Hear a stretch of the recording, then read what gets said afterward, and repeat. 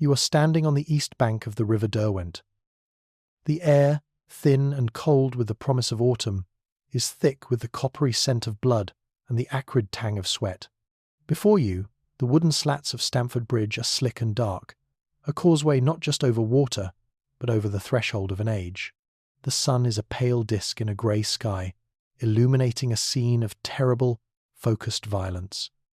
This is the fulcrum of history, the single moment where one world dies and another is conceived in violence. For days, the Norse army has held this position, a living dam against the tide of the south. You see him, the great berserker, a giant of a man whose name will be lost to the sagas, but whose deeds will become a foundation stone of this new reality.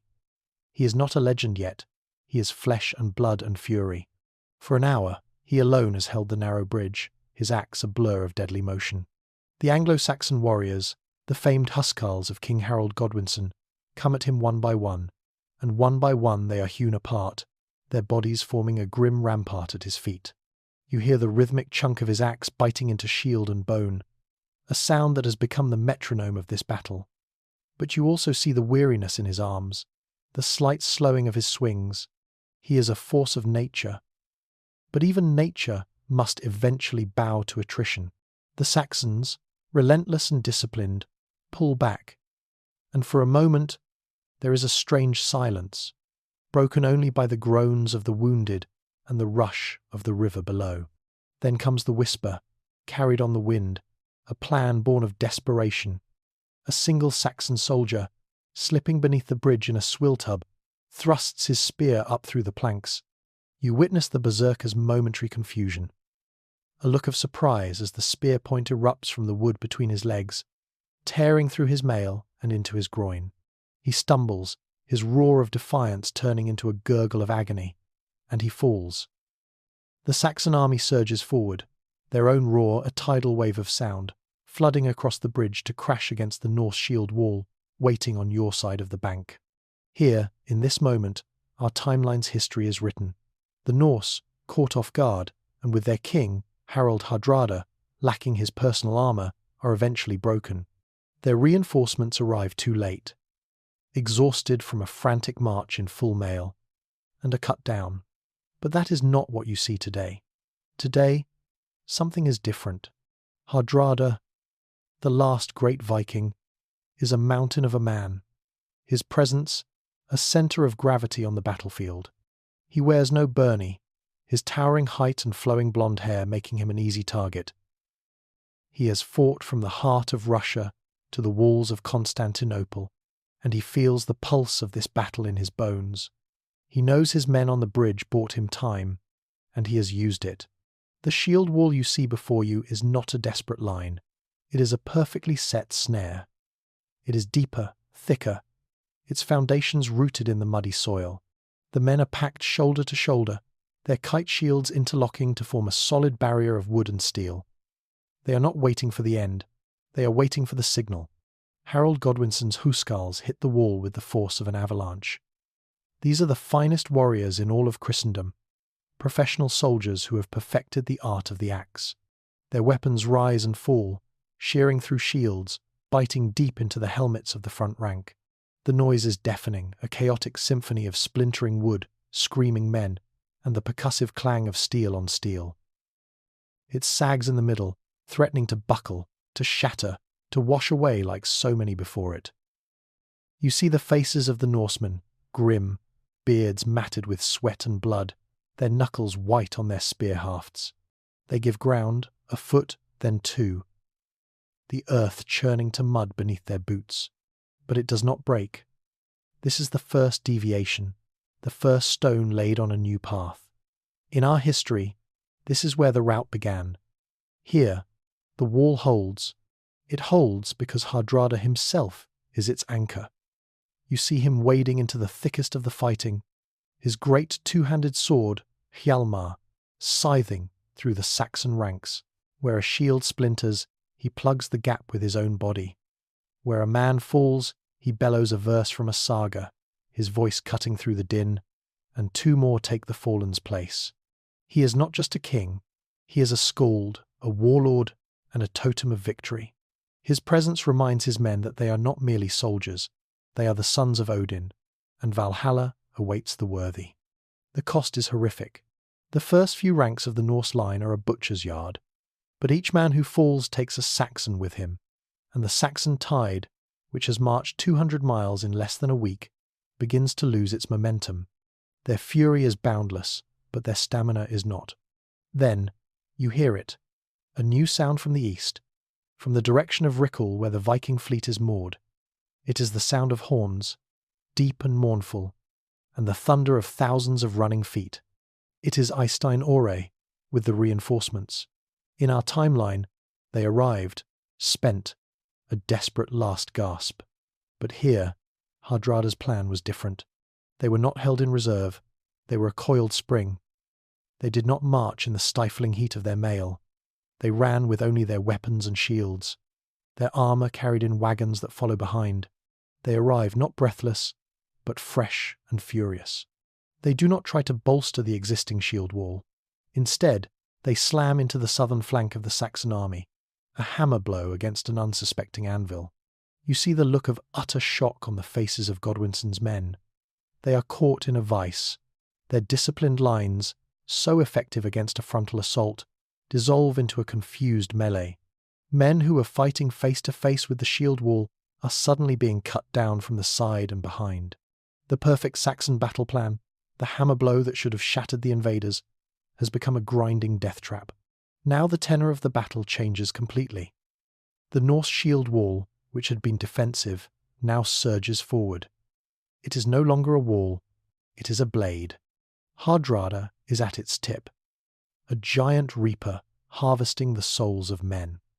The exhaustion that had been creeping into the Saxon limbs now becomes a leaden certainty of defeat. They had fought the perfect battle, marched faster than any army had a right to, and caught their enemy by surprise. It should have been enough. It was not. You see Harald Godwinson, his royal standard, the fighting man, waving desperately above him. He is a magnificent warrior, his axe as deadly as any in the Norse host. He tries to rally his personal Huscarls, to carve a path out of the encirclement. For a moment, it seems he might succeed. He and his brothers, Gurth and Leofwine, form a small island of defiance in a sea of Norse steel. But the sea is rising. Leofwine goes down, a spear through his throat. Gurth is swarmed, his axe torn from his hands before he is buried under a dozen blades. Finally, there is only Harald. He stands over the bodies of his brothers, his face a mask of grief and rage. He sees Hardrada, and for a heart-stopping second, the two kings lock eyes across the chaos. This is the true contest. Not for a bridge, but for a crown, for the soul of this land. But history is not a duel. It is a tide of forces. Before Harald can move towards his rival, a volley of arrows, loosed by the newly arrived Norse archers, whistles through the air. In our world, a single, random arrow found Harald's eye. Here, the volley is a deliberate tactic. 3 arrows strike the Saxon king in his chest, punching through his mailcoat. He stumbles backward, his axe falling from his grasp. He looks up at the grey sky, a silent question on his lips, before he collapses onto the blood-soaked earth. The fall of the fighting man's standard is like the breaking of a spine. The last vestiges of Saxon morale evaporate. What was a battle becomes a slaughter. The remaining Huscarls fight to the death around their fallen king. But the feared, the militia of farmers and levies, break and run, hunted down in the fields and marshes by the vengeful Norsemen. The sun is lower now, casting long shadows that stretch like grasping fingers across the field of the dead. The river Derwent, once clear, now runs crimson with the blood of 2 armies. Harald Sigurdsson, called Hardrada, the hard ruler, stands on the bridge that is now his. He is covered in gore, his body a road map of minor wounds, but he is unbroken. He looks down at the body of his fallen foe, Harald Godwinson, the last Anglo-Saxon king of this land. There is no triumph in his eyes, only a grim, weary understanding of the price of a kingdom. The bridge is won. The Saxon army is a memory, its finest warriors food for the crows. The path to the south, to London, to the throne of all Britannia, is now open. The crucible has been fired, and the old world has been burned away to slag. A new one, forged in the fires of this red bridge, is about to be born. The aftermath of victory is not the sound of celebration. It is the sound of blacksmiths' hammers beating dented helms back into shape, the low chanting of priests over endless rows of bodies, and the quiet, methodical work of the looters stripping the dead of anything of value. You walk through the Norse camp, a sprawling city of tents and lean-tos that has sprung up amidst the carnage near Jorvik. The spoils of the battle are piled high, shields bearing the crests of fallen Thegnis, fine mail coats, and the great, fearsome axes of the Huscarls. Yet for every treasure, there is a cost. You see the faces of Hardrada's veterans, men who have followed him across the world. They are not joyful. They are grimly satisfied, but also hollowed by the fight. They knew the Huscarls by reputation, and the reality was worse. They won, but they bled for every inch of mud. Harald Hardrada himself is not feasting. He stands in his command tent, a map of Britannia spread out on a rough-hewn table, weighed down by captured axes. He is listening to the reports of his jarls. The numbers are stark. Thousands of his best men are dead or too wounded to fight. His army is still a formidable force, perhaps the most formidable in northern Europe, but it is a wounded beast. He knows that victory in a single battle is not victory in a war. A kingdom is not an army. An army can be broken, as he has just proven. A kingdom is a people, and a people must be made to bend. He gives the order, and it ripples through the camp with ruthless efficiency. We march south. Now, there can be no delay. He knows that the news of Stamford Bridge will travel like a poisoned wind. In every town and burh, the remaining Anglo-Saxon lords will be faced with a choice: to organise, to fight, to raise new levies, or to despair. Hardrada's entire strategy is to not give them the time to consider anything but the latter. He must be upon them before the shock has worn off, before new leaders can emerge from the chaos. He must become the chaos. The march south is not a parade of triumph. It is a calculated act of terror. The great Norse host moves like a plague of locusts across the Midlands. You are with them as they move through the countryside. You see the smoke on the horizon long before you reach the villages. These are not the wanton acts of an undisciplined mob. Each burning barn, each slaughtered herd of cattle, is a message. The message is simple. Your king is dead, your army is gone, and we are your new masters. Defiance will not be tolerated. It will be erased.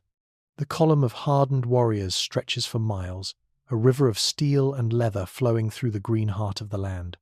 The local fyrds, the militias of farmers armed with little more than spears and courage, occasionally try to mount a defence. They form their small, desperate shield walls at river crossings or on hilltops. They are swept aside like driftwood in a flood. The Norse veterans, who just shattered the elite Huscarls, do not even break stride. You witness the fate of Peterborough, a town rich with the wealth of its great abbey. The town's alderman, a proud man who cannot accept the news of Godwinson's fall, bars the gates. He stands on the walls, surrounded by his small contingent of household guards and terrified militia, and hurls defiance at the Norse king. Hardrada does not bother with a protracted siege. He has no time for it. He sends his berserkers to the fore. You watch them, their eyes wide with battle fury, as they smash the wooden gates to splinters with captured battering rams. They pour into the town, and what follows is not a battle, but a harrowing. The militia breaks and scatters. The town is sacked with a cold, methodical fury. The abbey, a sanctuary of stone and stained glass, a repository of 100 years of faith and learning, becomes the epicentre of the lesson. The Norsemen, nominally Christian, but with a faith still rooted in the old ways of blood and iron, see not a house of God, but a storehouse of treasure. They stride into the great hall, their boots echoing on the flagstones. You see the monks, huddled before the altar, their psalms turning to pleas for mercy. The pleas are not answered. The golden crucifixes are torn down. The silver chalices are stuffed into sacks. The great library of the abbey, one of the finest in Britannia, is put to the torch. You see centuries of irreplaceable knowledge. of meticulously copied histories and theological treatises turning to black ash. It is a cultural evisceration. Hardrada is not just killing men. He is killing the memory of the world that came before him. He stands in the courtyard of the burning abbey, the light of the flames dancing in his eyes, and any man who looks upon him understands the new reality. There is no compromise with this king. There is only submission or annihilation. The story of Peterborough travels faster than the army itself. Refugees, their faces masks of terror, stream out across the land, carrying the tale of the great Harrowing. They speak of a king who is a giant, a force of nature who commands an army of demons. By the time the Norse vanguard reaches the outskirts of London, the city is paralyzed by fear. London is the great prize. A walled city, a hub of trade, the symbolic and economic heart of the kingdom. Inside its Roman walls, the Witan, the council of the great lords and bishops, is in a state of frantic, terrified debate. Edwin and Morcar, the powerful northern earls who had retreated from the north after their own defeat at Fulford Gate, are there. They had harboured ambitions of the crown themselves, but now they face a choice they never imagined. With them are the great churchmen, like Archbishop Stigand, men whose power is tied to the old order. They have heard the tales from the south. They know what happened at Peterborough. They can look out from their walls and see the smoke of outlying villages staining the horizon. Do they fight? A defence of London could be epic. It could be a glorious last stand, a saga of defiance that would be sung for generations. It would also be the end of London.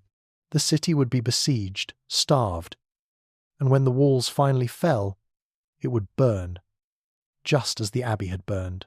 Its people would be slaughtered, its wealth carried away, and its place as the heart of the kingdom would become a smoking ruin.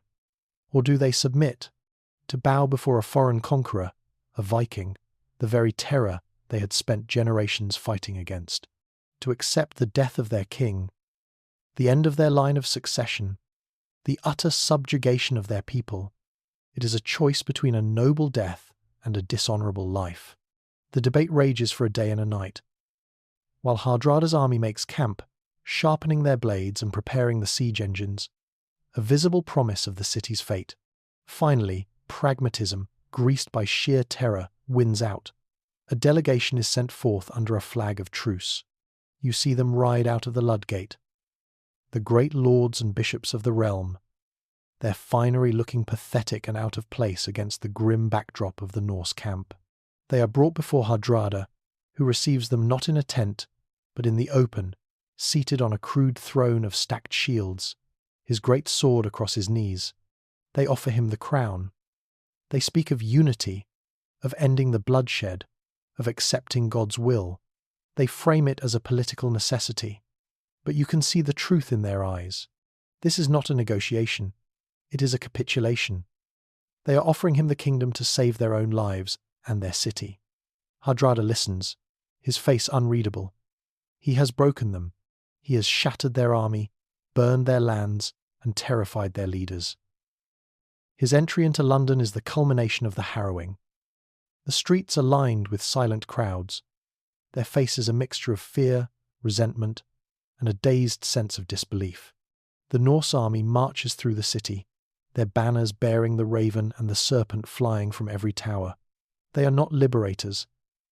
They are conquerors, and they carry themselves as such. Hardrada rides at their head, his gaze sweeping over the great buildings, the bustling markets, the magnificent cathedral of St. Paul. He sees not a city to be ruled, but a fortress to be held, a treasury to fund his ambitions. The Anglo-Saxon age did not end on the battlefield of Stamford Bridge. It ended here, in the terrified silence of London's streets, with the final, shuddering surrender of a broken people. The old world is a ghost, and its new master has just claimed its heart. You feel the unease in the city of London. It is a city that has bent the knee, but has not been broken in spirit. Its heart still beats with a sullen, Saxon rhythm. The crowds in the marketplaces fall silent when patrols of Norse warriors walk by. The priests in St. Paul's Cathedral preach sermons of endurance and faith that carry a subtle undertone of defiance. Harald Hardrada feels it too. He is a master of men, and he understands the currents of loyalty and resentment. London, with its deep southern roots and its tangled web of ancient loyalties, will never be his. It is a conquered city, and it will always see him as a conqueror. To rule from here would be to sit on a throne of bayonets, forever watching his back. Hardrada is a man of the north. His power flows from the sea, from the fjords of Norway and the trading posts of Denmark. Britannia, for him, is not an island to be ruled from its southern fringe, but a great prize to be integrated into a northern world. His decision, when it comes, is swift, brutal, and strategically brilliant. He will not rule from London, he will rule from Jorvik. The journey north is a reverse of the Harrowing.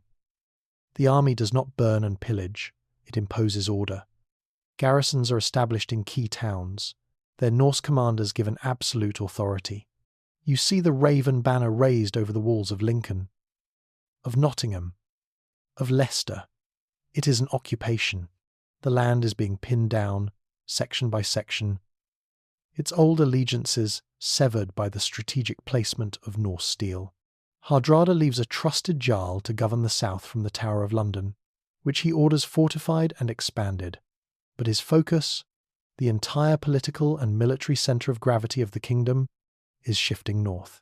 When the great host arrives back in Jorvik, the city is transformed. It has always been a place of Viking influence, the heart of the old Danelaw, but now it becomes something more. It becomes the capital of the North Sea Empire. You see the longships of the Norwegian fleet choking the river Ouse, their dragon prows staring menacingly over the bustling wharves. The raw, guttural sounds of Old Norse become the language of power in the streets. Hardrada orders the construction of a great new palace and a hall for his thing, not in the delicate style of the Anglo-Saxons, but in the dark, formidable timber and stone fashion of his homeland. Jorvik is being remade in his image. Here, in the heart of the lands most sympathetic to his rule, Hardrada summons the Great Council, a meeting that will decide the fate of every acre of land in Britannia. It is not the Witan of the Saxons. It is a thing, an assembly of the powerful, but it is one where the victors have all the votes. The surviving Anglo-Saxon lords are summoned, including the cowed and diminished Earls Edwin and Morcar. They come not as equals, but as supplicants. You watch them enter the great hall, their fine English robes looking frail next to the mail and furs of the Norse jarls. Hardrada stands before the assembly, a giant figure silhouetted by the fire pit. He does not speak of abstract laws or ancient charters. He speaks of blood and iron, of loyalty and reward.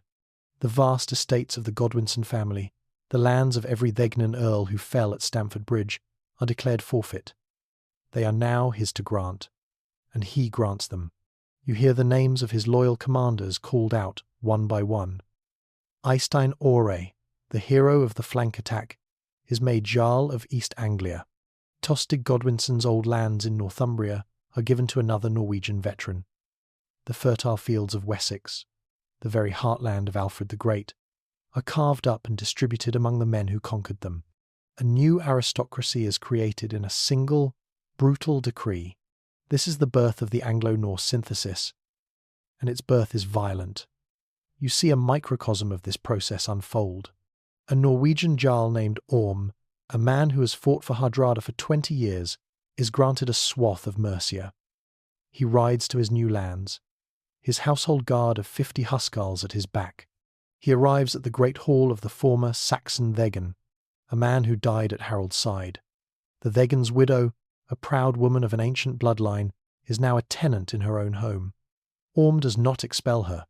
He is a pragmatist. He needs her. She knows the people, the land, the system of rents and taxes. He needs the local reeves and bailiffs to continue their work, to ensure the harvest is collected, to keep the peace. You witness the first tense meeting in that hall. Orm and his warriors sit at the high table, their axes laid before them. The widow and her household staff, the Saxon reeves from the surrounding villages, stand before them. They do not share a common language. An interpreter, a nervous merchant from Jorvik, bridges the gap. Orm makes his terms clear through the interpreter's faltering words. He is the law now. The taxes that once went to a Saxon lord in Winchester now come to him, in Jorvik's name. He will protect them from outsiders, but he will crush any defiance from within. He demands an oath of fealty. You see the conflict in the eyes of the Saxon reeves. This is a betrayal of everything they have known. But you also see the reality of their situation. Orm's Huscarls are standing by the doors. The memory of the harrowing is fresh. To refuse is to die. One by one, they step forward and place their hands on the hilt of Orm's sword, swearing their loyalty to their new Norse master. It is a humiliating, pragmatic act of survival. But the crucible does more than just impose a new order. It begins to melt the old elements together. Orm, for all his brutality, is not a fool. He cannot rule through fear alone. To secure his hold on the land, he arranges a marriage. Not for himself, but for his eldest son, to the daughter of a neighbouring, surviving Saxon thegn. It is a political alliance, a weaving together of two bloodlines. The Saxon lord agrees because it offers him protection and influence in the new court. The son and daughter are pawns in a great game. Their children will be neither fully Norse nor fully Saxon. They will be something new, their veins carrying the blood of both the conqueror and the conquered. This process is repeated across the kingdom. In the markets of Lincoln, Norse merchants haggle with Saxon farmers, creating a pidgin tongue of necessity, a blend of Norse words for trade and war, and Saxon words for farming and family.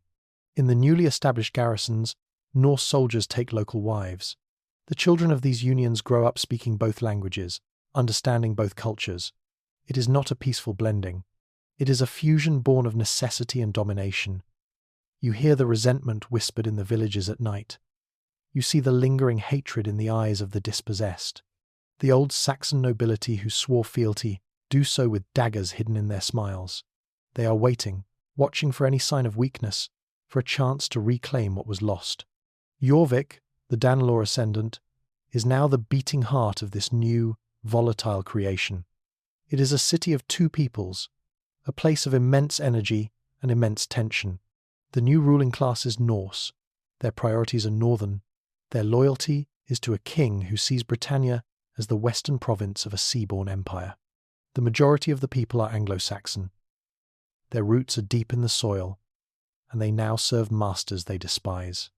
An uneasy, dangerous alliance has been forged, held together only by the formidable will of Harald Hardrada. The kingdom has been pacified, but it is not at peace. It is a crucible, and the fire is just beginning to grow hot. You are in London, in the bleak midwinter of the year 1066. It has been months since the surrender, and the city wears its occupation like a shroud. The air is cold and damp, smelling of wood smoke and the river. This is not the bustling, confident heart of a kingdom. It is a city holding its breath. Norse patrols, their mail-clad shoulders broad enough to block the narrow lanes, move through the streets with the easy arrogance of victors. Their language, a harsh and guttural music, has replaced the softer cadence of Old English in the halls of power. The raven banner, black and stark against the grey sky, flies from the newly reinforced walls of the tower, a constant reminder of who is now master. Today, that tension is stretched to a breaking point. Today, Harald Hardrada, the King of Norway, the hard ruler, will be crowned King of all Britannia. He has chosen Westminster Abbey for the ceremony, the sacred church built by Edward the Confessor, the very place where Harold Godwinson had been crowned less than a year ago. The choice is a calculated one, a deliberate and brutal act of political theatre. He is not just taking the crown, he is seizing the very symbol of his predecessor's legitimacy, appropriating the sanctity of his line, and declaring it his own. The procession from the tower to the abbey is a masterclass in intimidation. You see it unfold not as a celebration, but as a declaration of unassailable power. Hardrada does not ride in a fine carriage or wear the silken robes of a Saxon king. He rides a massive black warhorse, and he is dressed for battle. He wears a byrnie of gleaming, dark-ringed mail over a simple tunic of deep crimson. A great cloak of black wolf fur is clasped at his shoulder. He is not presenting himself as a statesman inheriting a throne, but as the warlord who seized it. At his side is not a sceptre, but his great sword, Hjalmar, its pommel heavy with Norwegian silver. He is surrounded by a sea of his own men, 1,000 of his finest Huscarls, marching in perfect, grim-faced silence. Their polished helmets and the sharp points of their spears catch the weak winter light, creating a forest of moving steel. They are a wall between this new king and the people he now rules. The citizens of London, who are compelled to line the streets, watch them pass in a terrified hush. They see no joy, no promise of a golden age. They see the army that harrowed the south, the men who sacked Peterborough, the force that annihilated their king and their finest warriors. They see the physical embodiment of their own subjugation. You follow the procession into the abbey, and the air grows thick with the scent of incense and beeswax, a holy smell that cannot quite mask the underlying odour of leather, wool, and oiled steel. The great stone church is a study in contrasts. The soaring arches and the delicate carvings of the Saxons are the backdrop for a congregation of wolves. The choir stalls are filled not with monks, but with Hardrada's jarls, men with hard faces and scarred hands, their furs draped over the polished wood, their axes leaning against the pews. They look uncomfortable, out of place, like caged predators. On the other side, huddled together as if for warmth, are the surviving Anglo-Saxon lords. You see Edwin and Morcar, their faces pale, their eyes fixed on the floor. You see Archbishop Stigand, his vestments seeming like a costume, his authority a phantom in this new reality. He is a shepherd whose flock has been given to a new, and far more dangerous, master. Hardrada walks the length of the aisle, his iron-shod boots echoing on the flagstones where English kings have trod for centuries. He does not kneel at the altar. He stands before it, a towering presence that diminishes the golden crucifixes and the sacred relics. The ceremony begins, and it is a fractured, dissonant thing. Stigand's voice quavers as he recites the Latin rites, the words of the ancient sacrament of kingship feeling hollow and meaningless in the face of the raw power that stands before him. He anoints Hardrada with holy oil, and you see the king's slight, almost imperceptible flinch of distaste. This is a ritual he must endure, a concession to the faith of his new subjects and to the watchful eyes of Rome. It is a tool and nothing more. Then comes the moment of crowning. A Saxon bishop brings forth the crown of St. Edward, the heavy, golden circlet that is the embodiment of the kingdom. It is a sacred object, said to be magical, a link to the divine. Stigand takes it in his trembling hands and raises it. For a heartbeat, the abbey is utterly silent. You can hear the sputtering of the candles. He places the crown on Hardrada's head. In that instant, the Saxon part of the ceremony ends, and the Norse part begins. There is no applause. Instead, you hear the sharp, metallic slither of 1,000 swords and axes being drawn from their scabbards, and then a sound that shakes the very stones of the abbey. The Norse warriors begin to beat their weapons against the insides of their shields. It is not a rhythmic, ceremonial tapping. It is a chaotic, deafening, violent roar of steel on wood and iron. The sound of the shield wall, the sound of battle, the sound of victory. It is the acclamation of the wolf pack for its leader. It is a primal scream of loyalty and power that drowns out the choir, terrifies the Saxon lords, and serves as an unambiguous notice to all present. Hardrada turns to face the assembly, the holy crown of Britannia sitting strangely atop his grim warrior's brow. He raises a hand, and the thunderous noise ceases instantly. He speaks, but he does not speak in Latin or in the tongue of his new subjects. He speaks in Old Norse, his voice a low gravel that fills the cavernous space. An interpreter, standing nervously beside the archbishop.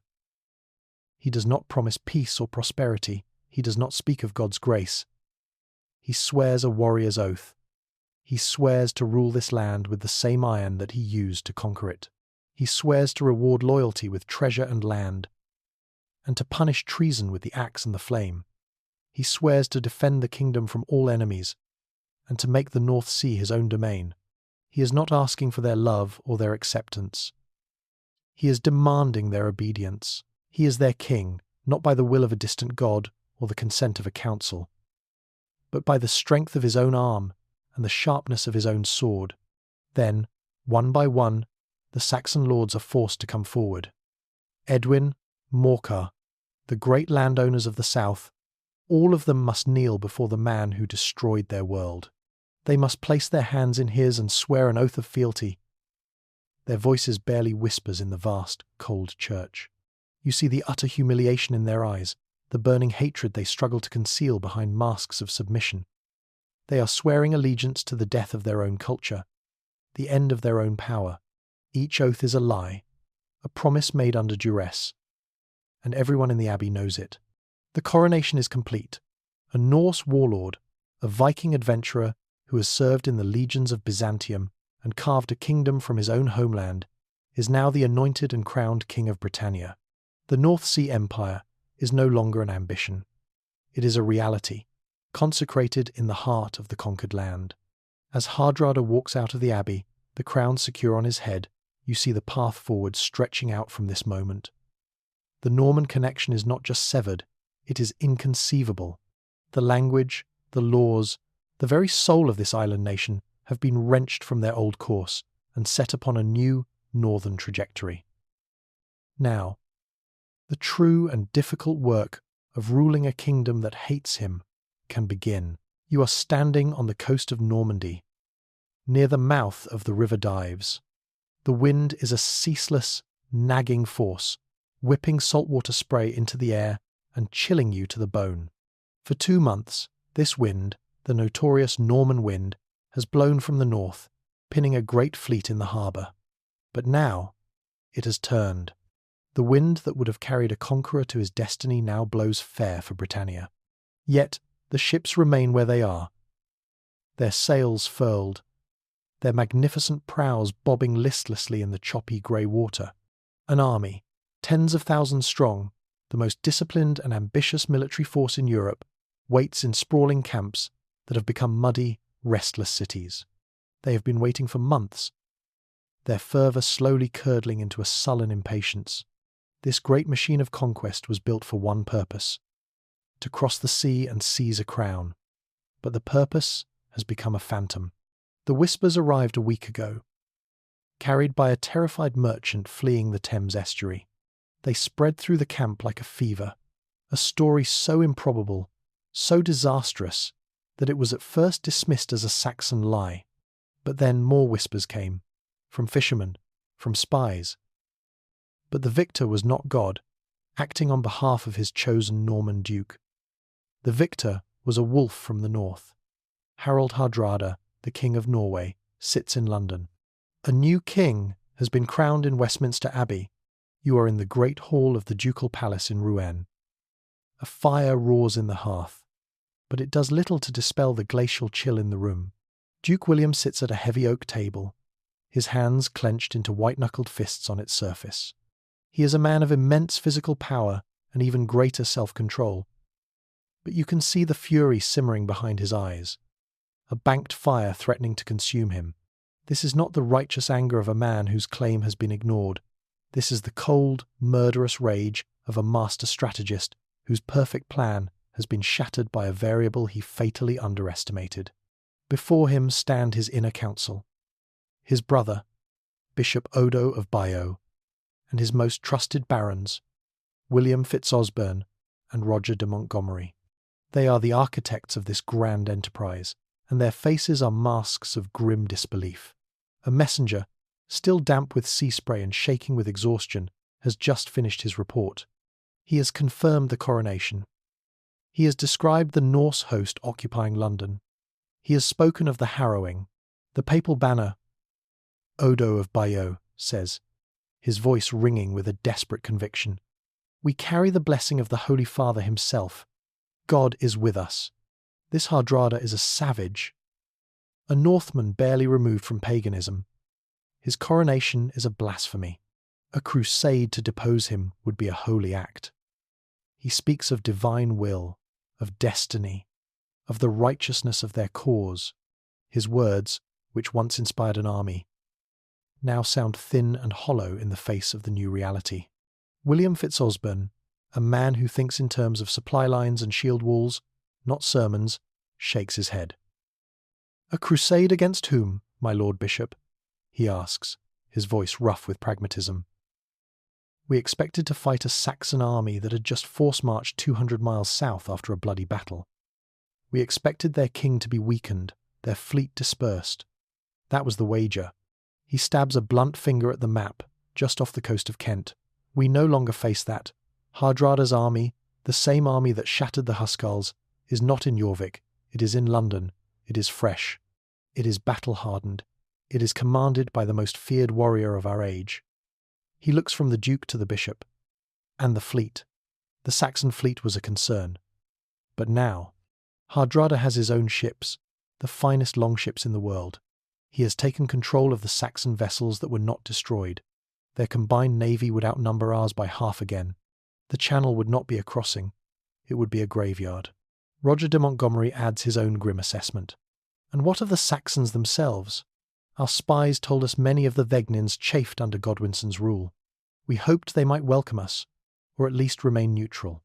But they have seen their army annihilated. They have witnessed the harrowing of Peterborough. They have bent the knee. Fear is a more powerful master than ambition. They will not rise for us now. We would land on that shore utterly alone, facing a unified kingdom with a Norse king and a Norse army holding every fortress." The brutal logic of their words hangs in the air, extinguishing the last embers of Odo's righteous fire. To invade now would not be a bold stroke of destiny. It would be suicide. It would be throwing the entire strength of Normandy into a meat grinder, with a master butcher waiting on the other side. William rises from the table. The fury in his eyes has cooled, replaced by something far more dangerous. Calculation. He walks to the map, his gaze sweeping over the island that was to be his. He had spent years on this plan. He had bankrupted his duchy, called in every favour, assembled the greatest army Normandy had ever seen. All of it for nothing. Another man might have flown into a rage, ordered the invasion anyway, and sailed his dynasty into oblivion. But William is not another man. His ambition is a cold and patient thing. He turns back to his council. "Hardrada has won the prize," he says, his voice a low growl. "He has his island of rain and rebellious Saxons. Let him have it. He sits on a throne of corpses. Let us see how long it holds his weight." You can feel the shift in the room, the immense energy that had been focused northward, across the water, is now being recalled, re-aimed. "We have built the finest army in Christendom," William continues, his gaze now turning to the south of his own duchy on the map, towards his rivals in Anjou, Maine, and the domains of the King of France. "It was forged for a divine purpose. It seems God has chosen a different purpose for it. He is reframing the disaster, not as a defeat, but as a change in circumstance. The whispers from Normandy are no longer of invasion and conquest in a foreign land. They are of consolidation, of retribution against old enemies closer to home." He looks at Fitzosborne. "Send word to the coast. Stand down the fleet. Pay the mercenaries their final silver and send them home. Bring the knights and the men-at-arms back to Rouen. The order is given. It is quiet, devoid of emotion, but it is an earthquake. It is the sound of history being irrevocably diverted. The great Norman invasion of Britannia will never happen. You are back on the coast." The news spreads through the camp, not in a great announcement, but in 1,000 quiet conversations. The great enterprise is over. You see the faces of the soldiers. There is relief, for they have been spared a battle against a fearsome foe. But there is also a profound sense of anticlimax, of a story that has ended before the final chapter could be written. The vast logistical train begins to reverse itself. Ships are unladed. Horses are corralled for the march inland. The would-be conquerors are turning their backs on the sea. As the sun sets, casting a blood-red light across the water, the English Channel seems wider than ever before. It is no longer a temporary obstacle, but a vast and permanent chasm. On one side, a Norman duke redirects his frustrated ambitions toward the continent. On the other, a Norse king consolidates his rule over a new Anglo-Norse kingdom. Its back turned forever on the intrigues of continental Europe, its face pointed steadfastly towards the cold waters of the North Sea. The Norman connection has been utterly and permanently severed. The whispers have faded, and in their place is only the sound of the wind, blowing over an empty shore. You are standing in the sprawling marketplace of Jorvik, the new capital of this North Sea empire. The city has become a nexus of a new world, and the proof of it is not in the great timber hall of the king, but here, in the chaotic, vibrant symphony of human interaction. The air is a thick tapestry of smells, the sharp tang of salt fish from the Norwegian fishing fleets, the earthy scent of wool from the Saxon sheep farms in the dales, the exotic whisper of amber from the Baltic trade routes, and the ever-present aroma of wood smoke and roasting meat. This is the crucible in its most elemental form, and what is being forged here, amidst the haggling and the gossip, is not a trade deal or a political alliance, but a soul, the soul of a new people, being given voice in a new tongue. You listen, and what you hear is a language that has never been spoken before on this earth. At one stall, a burly Norse Huscarl, part of the city's permanent garrison, is buying a new knife. He holds it up, testing its weight. The Saxon smith, his hands and face permanently smudged with soot, watches him, his arms crossed. "God niffer," the Norseman says, his voice a low rumble. He uses the Norse word for knife, niffer, because it is a tool of a warrior, and the language of warriors is Norse. But he uses the Saxon word for good, gold, and a simplified sentence structure that both men can instantly understand. The Saxon smith nods. "Ja, ja, besta stal," he replies. He uses the Norse ja for yes, a word that has become nearly universal in the city. But then the Norse besta for best, combined with the Saxon word for steel, stal. In this single, simple exchange, a transfer of goods and a meeting of minds has occurred in a linguistic space that belongs to neither and to both. This is the language of the Fjord and Field. It is not Old English, with its complex declensions and its poetic, rolling cadence. Nor is it Old Norse, with its harsh, runic sounds and its vocabulary of the sea and the raid. It is a new thing, a Creole born of absolute necessity. You see, the Conquest created a stark reality. A Norse-speaking aristocracy and military now ruled over a vast English-speaking populace. In the halls of power, in the king's thing, only pure Norse is spoken. To have the king's ear, one must speak the king's language. The surviving Saxon lords, those who wish to retain some shred of influence, have been forced to learn it. You see them in the court, their tongues stumbling over the unfamiliar sounds, their faces masks of concentration as they try to navigate the complex grammar. For them, speaking Norse is the price of survival. Conversely, in the quiet villages of Wessex or Mercia, they whisper the old stories of Alfred and Edward in the evenings, their language a secret garden, a sanctuary where the memory of their lost world is kept alive. For them, to speak the old language is an act of quiet defiance. But here in the messy, practical, vital middle ground, in the markets, in the garrisons, on the trading ships that now ply the routes from Jorvik to Dublin, to Bergen, to the new outposts in Vinland, neither pure Norse nor pure English can survive. And so, they are being broken down, stripped for parts, and reassembled into something more useful. You see the process happening everywhere. The complex grammatical structures of both languages are the first casualties. The Anglo-Saxon system of noun cases, which changed the ending of a word based on its role in a sentence, is vanishing. People no longer have the time or the inclination to learn such subtleties. Instead, they rely on word order, the great simplifier. The man gives the dog a bone is far easier for a mixed language speaker to construct than juggling the accusative and dative cases.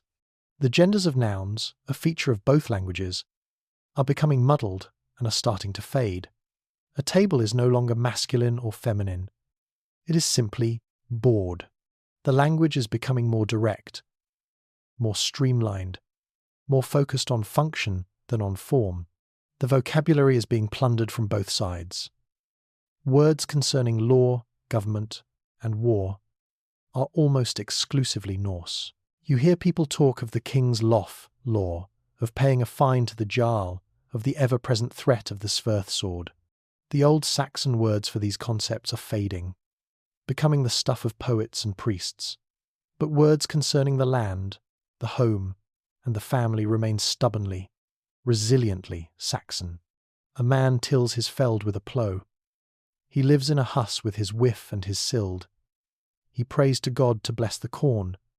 This creates a fascinating linguistic landscape. A man might be sentenced under a Norse lof for stealing Saxon corn from his neighbour's feld. You walk to the docks, where a new longship, built with Saxon timber but to a Norwegian design, is being loaded with barrels of English wool. The foreman, a Dane who has settled here, shouts orders to a mixed crew of Saxon locals and Norse sailors. His shouts are a perfect example of the new tongue. "Hey, fast the rapes! Haffa the sails up! The wind is goed for the say! Skinder!" He uses the Saxon fast for fast and rapes for ropes, but the Norse haffa for have, up for up, and say for sea. And he ends with the Norse command to hurry. Skinder, a word that every worker, regardless of his origin, now understands perfectly. This linguistic fusion is creating a new identity. The children playing in the muddy lanes of Jorvik are the first true natives of this Anglo-Norse world. You listen to their games. They are not speaking broken English or broken Norse. They are speaking a fluid, natural, and complete language of their own. Their songs and their insults are a seamless blend of both vocabularies, put together with the new, simplified grammar. When one of them falls and scrapes his knee, he cries for his modder, not his more. But when they play at being warriors, they fight with wooden svirth and scold, not swords and shields. They are the future. They are the living embodiment of the crucible's product. This new language, which scholars in the monasteries are beginning to call Norn-Angler, is the ultimate barrier against the past. Without the influence of Norman French, the language of Britannia is evolving on a completely different path. It will never develop the Latinate vocabulary of law, science, and philosophy that defined our English. Its legal system will be described with the vocabulary of the thing, its poetry with the cadence of the Sagas, its view of the world shaped by the practical, stark worldview of the North. The language is becoming a reflection of the new culture. Pragmatic, direct, seafaring, and rooted in a dual heritage of the English soil and the Norwegian fjord. The severing of the Norman connection was not just a political event, it was a profound linguistic and cultural amputation, one that has allowed a new, hybrid limb to grow in its place, strong and strange and utterly unique.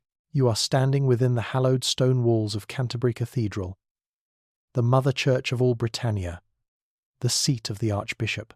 For centuries, this has been a place of quiet contemplation, of Gregorian chants echoing in the high, vaulted ceilings, and of scholarly monks painstakingly copying the word of God. It is a bastion of Roman order, a direct link to the heart of Christendom, but the link has been strained, and the order is fracturing. The air today is thick, not just with the scent of old stone and beeswax, but with a palpable tension, the friction of two worlds colliding under this sacred roof. The old Archbishop, Stigand, is gone, his authority having crumbled on the day he was forced to crown a Norse conqueror. In his place, appointed by King Hardrada, is a man named Ulf, a Norwegian cleric who is more jarl than bishop. You see him now, standing before the great altar, and he is a sight that redefines the very concept of a prince of the church. He is a bull of a man, his massive shoulders stretching the fine silk of his vestments. A thick, braided beard, the colour of rust and silver, spills down his chest.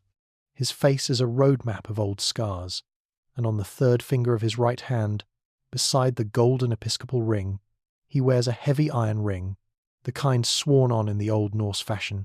He is a living embodiment of the new church, a man who has read the Gospels but has not forgotten the Eddas. Today, Ulf is consecrating a new chapel, and you witness the ceremony that reveals the deep, transformative changes taking place in the soul of the kingdom.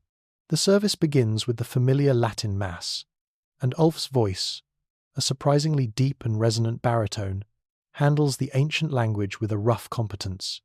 The Saxon monks of the cathedral assist him, their faces impassive, their movements precise and practiced, but you can see the deep disquiet in their eyes.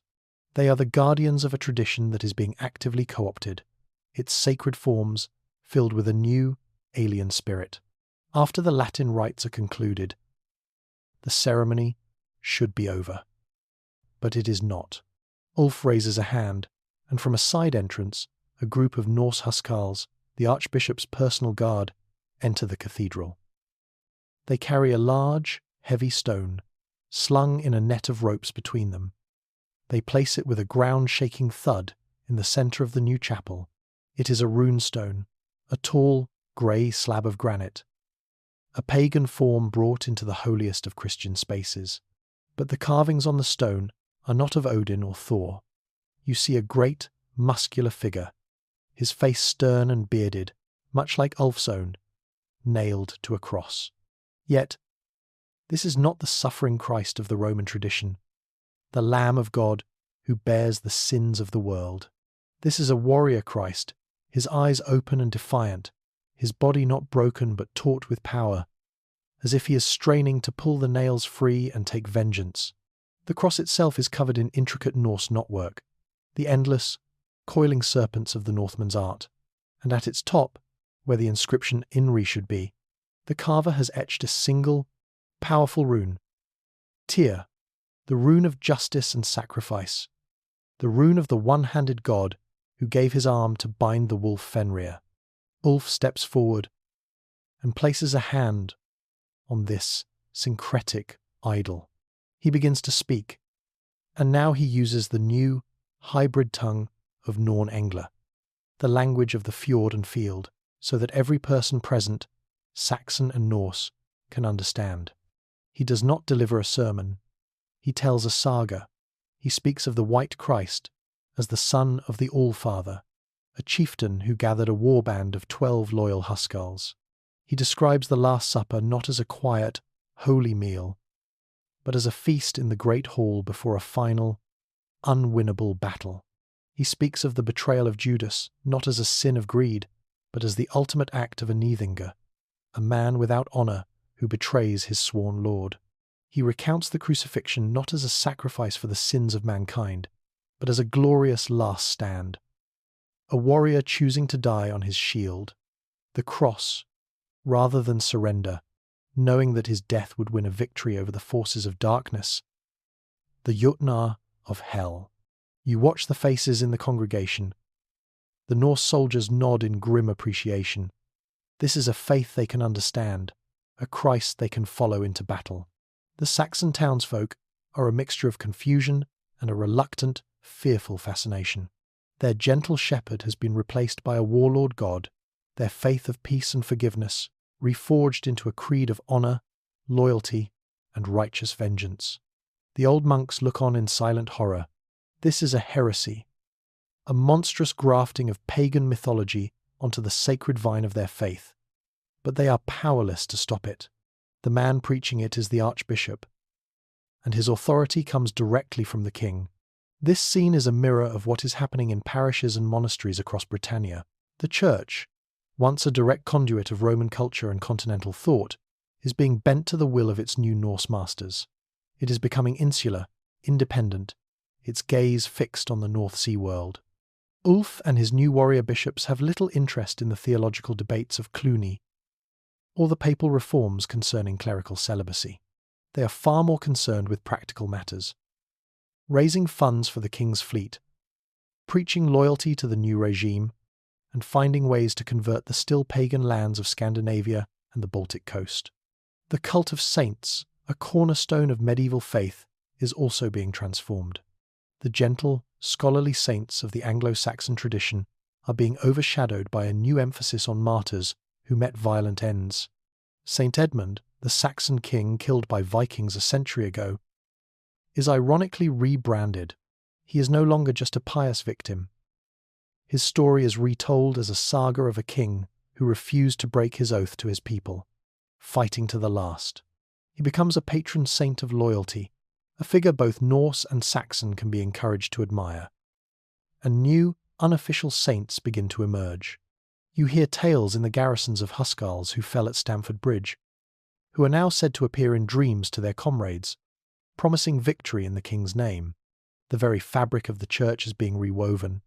The immense wealth of the old monasteries is being tapped to fund Hardrada's ambitions. Hardrada understands the church's power as a unifying force. By allowing, and even encouraging, this strange syncretism, he is helping to create a shared spiritual landscape for his two subject peoples. He is using the crucible of faith to melt down the old allegiances and forge a new one, loyal to his empire. The cross is not being broken by the hammer. It is being reforged in its image, becoming a harder, sharper, and altogether more dangerous weapon in the hands of a conqueror. This new Anglo-Norse church will not be a gentle shepherd to its flock. It will be a blacksmith for the kingdom's soul, hammering it into a new shape on the anvil of the north. You are in the king's great hall in Jorvik. Not long after the new year, the fires burn low, and the shadows cling to the high-beamed ceiling like roosting birds. King Harald Hardrada is not feasting or listening to the boasts of his skalds.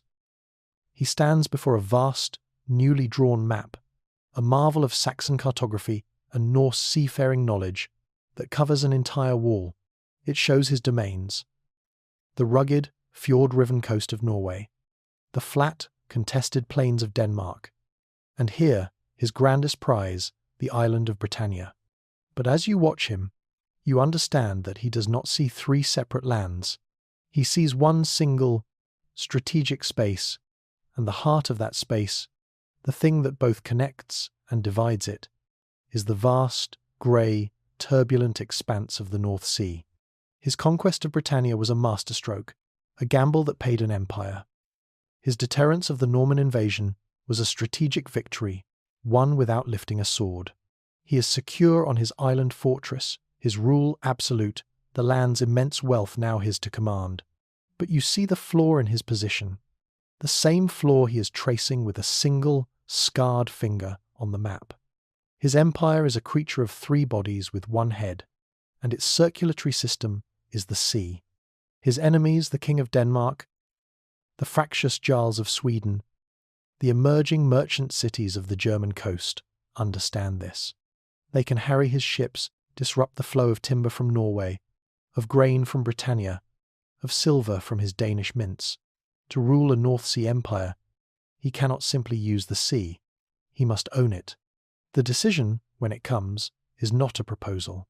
It is an edict, delivered to a specially convened thing of his Norse Jarls and the remaining Saxon ealdormen. It is a demand of breathtaking scale and ambition, a project that will dwarf any single undertaking in the island's history. He announces the Flotgeld, the fleet tax, but it is not a tax to be paid in coin. Every shire, every hundred, every hide of land will be assessed and commanded to provide a tribute of materials and labour. From the Weald in the south, 10,000 prime oak timbers. From the forest of Dean, 100 tons of iron ore. From the fields of Norfolk, 50 tons of hemp for rope and 1,000 acres of flax for sailcloth. And from every village and town, a levy of men. The project becomes a vast, nationwide engine, a crucible of timber and iron, powered by the forced cooperation of two peoples. You travel south to the ancient oak forests of Sussex, lands that once belonged to the Godwinson family. Here, Saxon foresters, men whose fathers and grandfathers knew every tree by name, now work under the watchful eyes of Norse overseers. You hear the rhythmic thud of their axes, a sound that echoes for miles, a countdown to the felling of giants. You see them work, their movements efficient, their knowledge of the wood profound. They select the trees, not just for size, but for the curve of their branches, seeking the natural shapes that will become the ribs and knees of a great ship's frame. There is resentment in their hearts. Every swing of the axe is a reminder of their subjugation, but there is also a deep, ingrained pride in their craft. They will not deliver shoddy work. The Norse overseers, for their part, are not fools. They are hard men, but they are sailors, and they recognize the genius of the Saxon woodcraft. An uneasy respect develops, a shared language spoken not in words, but in the grain of the wood and the true flight of an axe. From the forests, a great river of raw materials begins to flow north. The timbers are hauled by oxen to the rivers, floated down to the coast, and loaded onto barges for the journey to the Humber estuary. The iron ore from the west is brought to newly constructed forges, where Saxon smiths, their faces lit by the hellish glow of the fires, work the bellows and hammer the raw blooms into the thousands upon thousands of rivets that will hold a fleet together. The heart of this colossal enterprise is the new royal shipyard at the mouth of the Humber. Where once there was marshland and a few fishing huts, a city has risen, a chaotic, sprawling metropolis of mud and wood dedicated to a single purpose.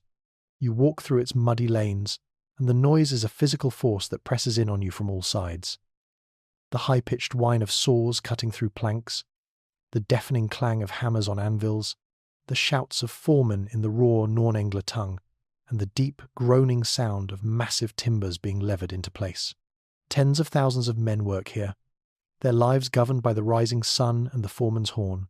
Here, the Anglo-Norse synthesis is happening in the most literal way imaginable.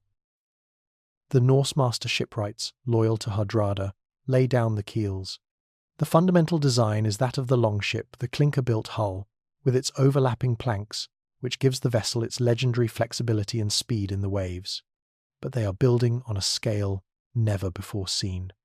These are not the coastal raiders of the last century. These are true warships, drekar or dragons, longer and wider than any before. And upon this Norse foundation, Saxon innovations are being built. The Saxon shipwrights, the descendants of the men who built King Alfred's fleet, are masters of the Seol, a deeper, broader vessel designed for trade and stability in the rough coastal waters. Under the direction of their new masters, they introduce a deeper draft, allowing the ships to carry more supplies and more men. They add a rudimentary forecastle, a raised platform at the bow that gives archers a better firing position. The result is a new class of vessel, a hybrid monster of the sea. It has the speed and aggression of a Viking drekar, but the strength and endurance of a Saxon Seol. It is a ship born of the crucible, a weapon that perfectly embodies the new, fused identity of the kingdom. To sanctify this great undertaking, Archbishop Ulf himself comes to the shipyards.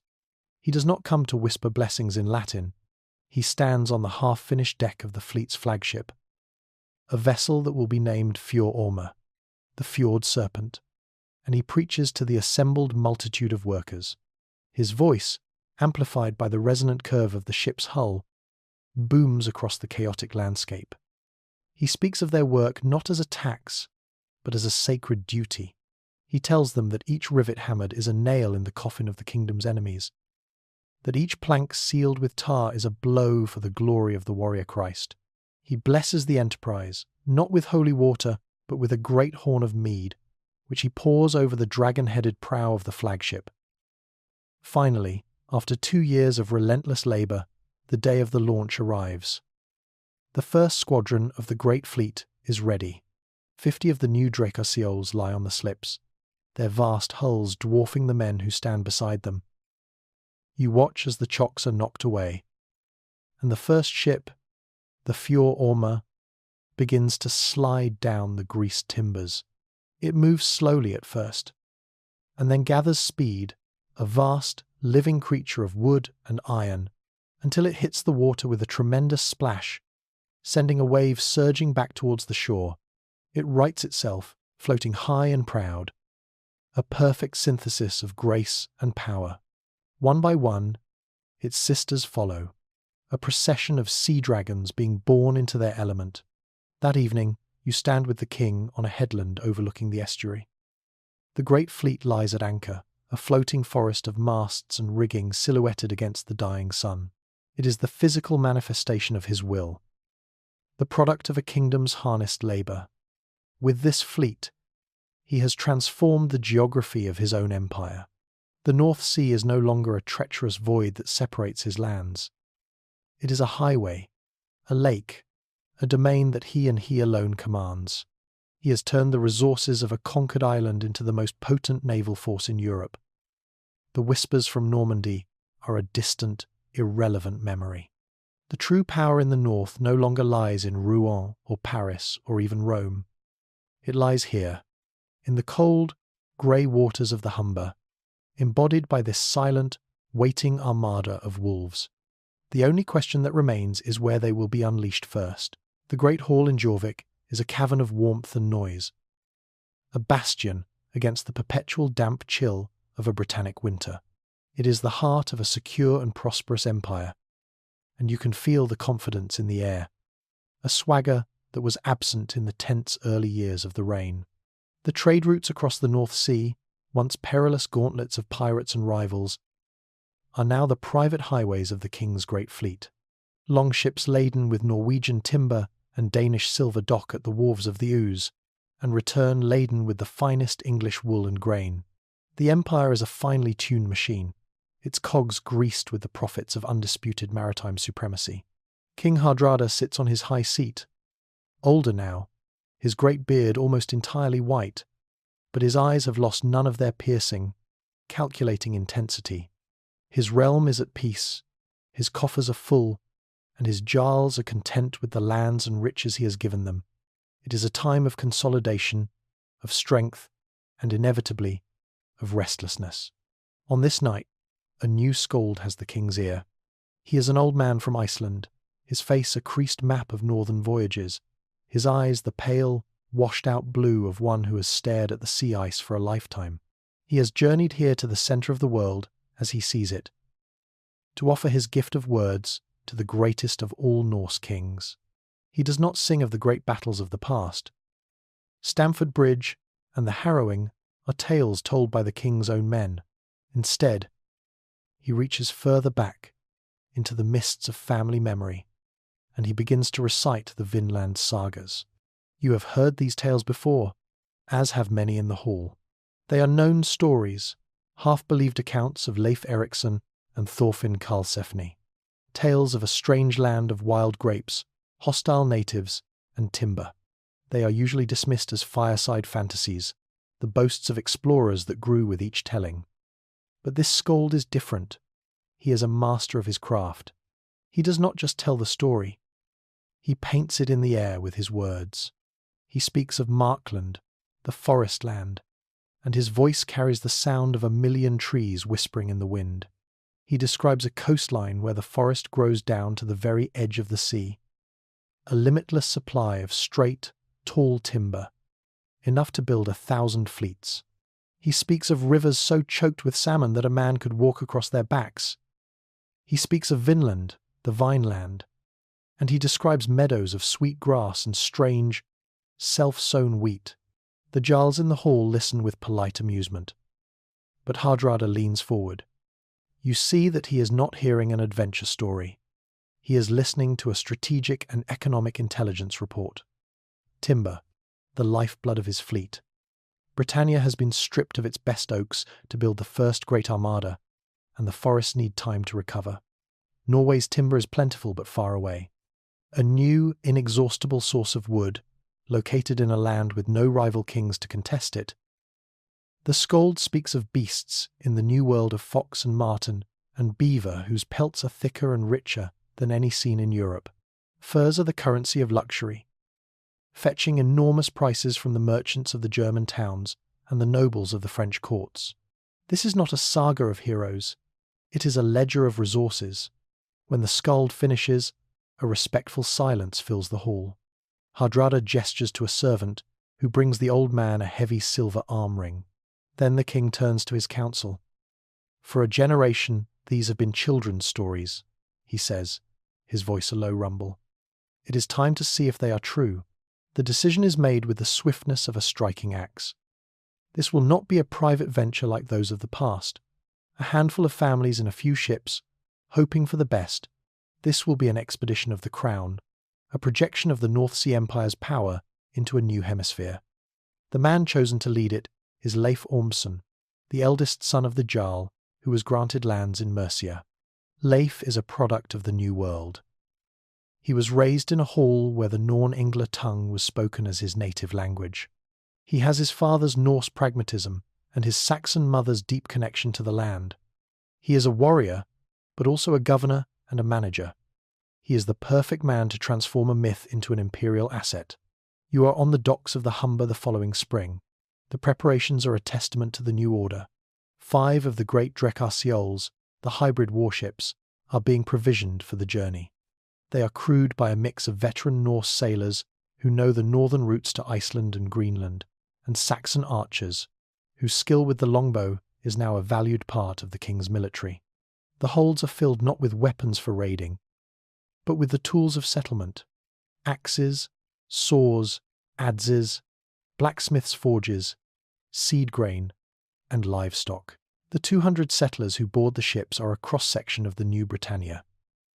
There are landless younger sons of Norse jarls, dreaming of carving out vast new estates. There are Saxon families, dispossessed of their lands after the conquest, who see this journey not as an adventure, but as their only hope for a future. They are all bound together by a royal charter, sworn to the service of the king.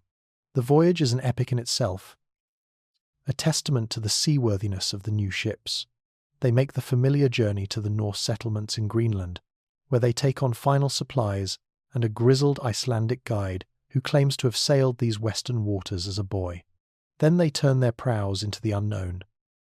They sail west into a vast, empty ocean, navigating by the sun and the stars and the flight of seabirds.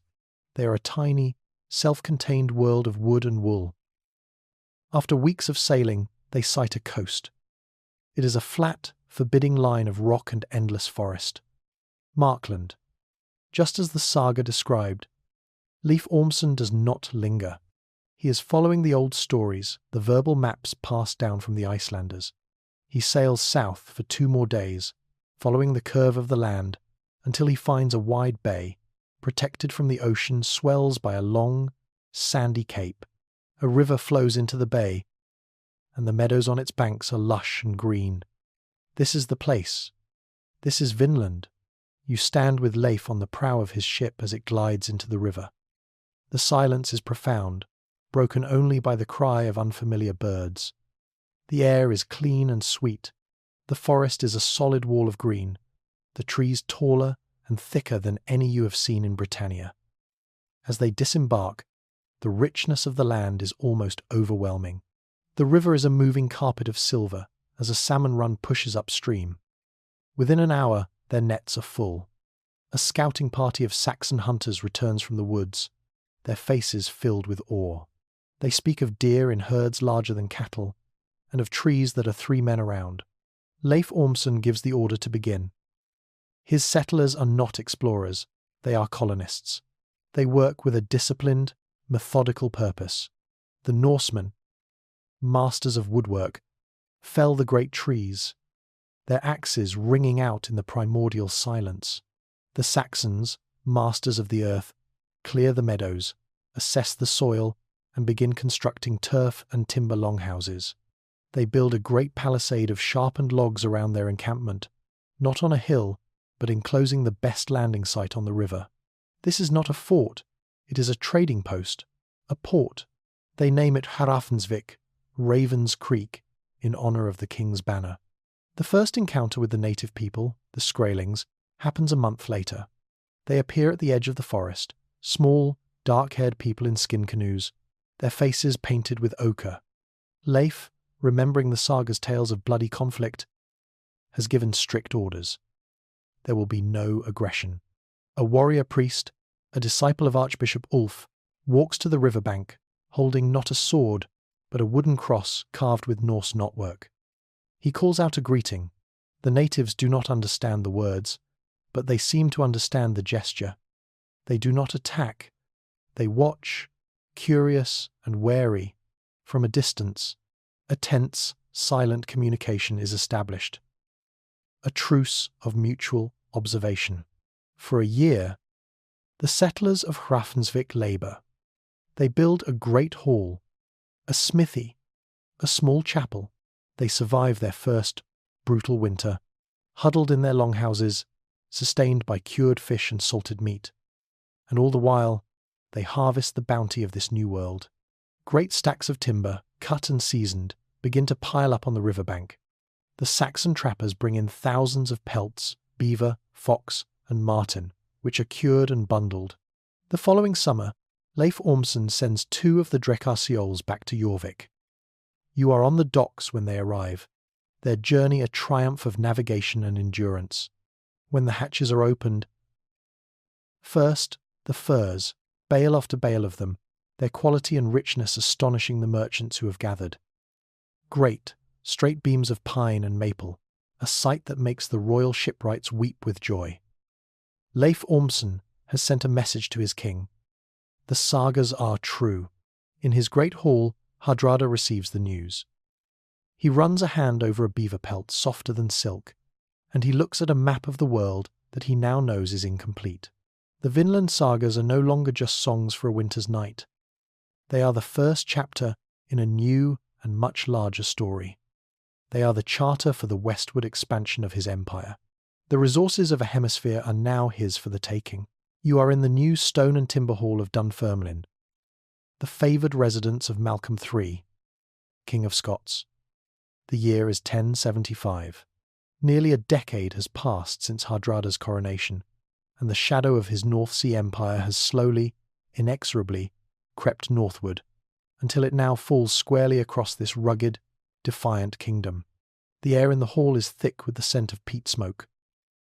Outside, a persistent, chilling rain sweeps across the hills, a rain that feels as ancient and untamable as the kingdom itself. Malcolm, known to his people as Canmore, or Great Chief. He is not a polished courtier like the Saxon kings of old. He is a Gaelic warlord, his face weathered, his eyes accustomed to scanning distant horizons for threats, and the threat he now faces is existential. For years, a tense, unwritten truce has held. Hardrada was busy consolidating his rule in Britannia, building his great fleet, and launching his ambitious Vinland venture. Malcolm, for his part, was a pragmatist. So he waited, strengthening his alliances with the fractious chieftains of the Highlands and the lords of the Western Isles, knowing that a reckoning was inevitable. The news that has just arrived, brought by a breathless messenger from the south, confirms his worst fears. The dragon is awake. An emissary from King Hardrada has delivered an ultimatum. It is dressed in the language of diplomacy, speaking of border clarifications and ancient claims, but its meaning is as sharp and clear as an axe blade. Hardrada demands the formal cession of all of Cumbria, and most devastatingly, the entire region of Lothian, the fertile, Anglo-Saxon-speaking lowlands that include the strategic fortress of Edinburgh. These lands, the emissary claimed, were part of the old Viking kingdom of Northumbria and rightfully belonged to the new master of Jorvik. To Malcolm, this is not a negotiation, it is a declaration of intent. To surrender Lothian would be to give away the agricultural heart of his kingdom, to lose his most prosperous burghs, and to hand the keys of his eastern coast to his greatest rival. It is impossible. Malcolm's refusal is curt and defiant. The die is cast, but the war, when it comes, is not the war he expected. He prepares his host, the traditional army of Scotland, a fierce but unruly assembly of clan levies from the Highlands and the more disciplined Fjord of the lowlands. He expects a land invasion, a great Norse army marching north from Jorvik, which he could meet in the Cheviot Hills, using the terrain to his advantage. Hardrada, however, is a man of the sea. You are standing on the coast near the Firth of Forth when the invasion begins. It is not a marching army that appears on the horizon. It is the timber forest of the Great Fleet. 100 of the new Drekar, their dragon prows slicing through the grey waves, their raven banners snapping in the wind. It is a terrifying spectacle of overwhelming power. The Scots have no navy to challenge them. The sea, which has always been Scotland's shield, has become Hardrada's highway. The Norse army, led by the king's formidable son and heir, they land their forces with impunity, directly at the mouth of the River Esk, a mere 6 miles from Edinburgh. Malcolm is outmanoeuvred before the first spear is thrown. His army is forced into a desperate scramble to meet the threat, but the invaders are already ashore, forming their immense shield wall on the flat, open coastal plain, the ideal ground for their style of warfare. The battle is a brutal, foregone conclusion. The wild charge of the Highland clansmen breaks against the disciplined Norse line like a wave against a cliff. The lowland spearmen fight with grim determination but are outflanked and overwhelmed. By dusk, the Scottish host is shattered, and Malcolm is in flight, retreating north with the battered remnants of his personal guard. The Norse conquest of the lowlands is swift and merciless. The great rock fortress of Edinburgh is besieged and, after a short, bloody assault, it falls. Magnus raises the raven banner over its walls, and a new name is given to the fortress and the growing town around it, Magnusgard. The occupation begins. Just as they did in Britannia, the Norse begin to impose their order. The Saxon Vegners of Lothian who do not flee are forced to swear oaths to their new jarls. The land is surveyed, taxed, and garrisoned. Magnusgard becomes the northern Jorvik, a powerful new administrative and military hub, supplied and reinforced with effortless ease by the Great Fleet. The hammer of the North Sea Empire has fallen, but now you witness the Anvil. Malcolm finds refuge in the mountains, in the ancient Gaelic heartland of his kingdom. He is defeated, but he is not broken. In the bleakness of this defeat, something new begins to be forged. You are at a gathering of the clans at Scone, the traditional crowning place of Scottish kings. Here, in the face of annihilation, old rivalries are set aside. The Lord of the Isles, who often acted as an independent king, swears a blood oath of loyalty to Malcolm. The chieftains of the far north, who have more Norse blood than Gaelic, are forced to choose, and they choose the embattled Lion of Scotland over the all-consuming Dragon of the North. For the first time, these disparate, feuding peoples are united by a single, common identity. They are not Norse. They are Scots. This is the beginning of the long, grinding war of survival. Malcolm understands that he cannot beat the Norse in a pitched battle, so he changes the very nature of the war. He and his men become ghosts, haunting the edges of the Norse-occupied lands. You see them, small bands of hardened warriors, descending from the mountain mists to ambush a Norse patrol, to burn a supply depot, to liberate a herd of cattle, and then melting back into the impenetrable highlands before a response can be mustered. The landscape of Scotland itself becomes a weapon. The bogs and marshes, the narrow glens, and the trackless mountains, this is the terrain where the Norse war machine, so effective on the open plain, breaks down. The heavy mail of the Norse Huscarls is a terrible burden on a steep mountainside. Their shield wall is useless in a narrow, wooded pass. Here, the Scots are the masters. The conflict transforms the Scottish fighting man. The wild, chaotic charge of the clansman is slowly replaced by the cunning of the guerrilla fighter. They learn patience, discipline, and the art of the ambush. In Magnusgard, the Norse grip is absolute. They build, they trade, they fortify, but they are an occupying force in a hostile land. Beyond the reach of their patrols, the land belongs to Malcolm. The border between Norse, Lothian, and Gaelic Scotland becomes a bleeding wound, a zone of perpetual, low-level warfare.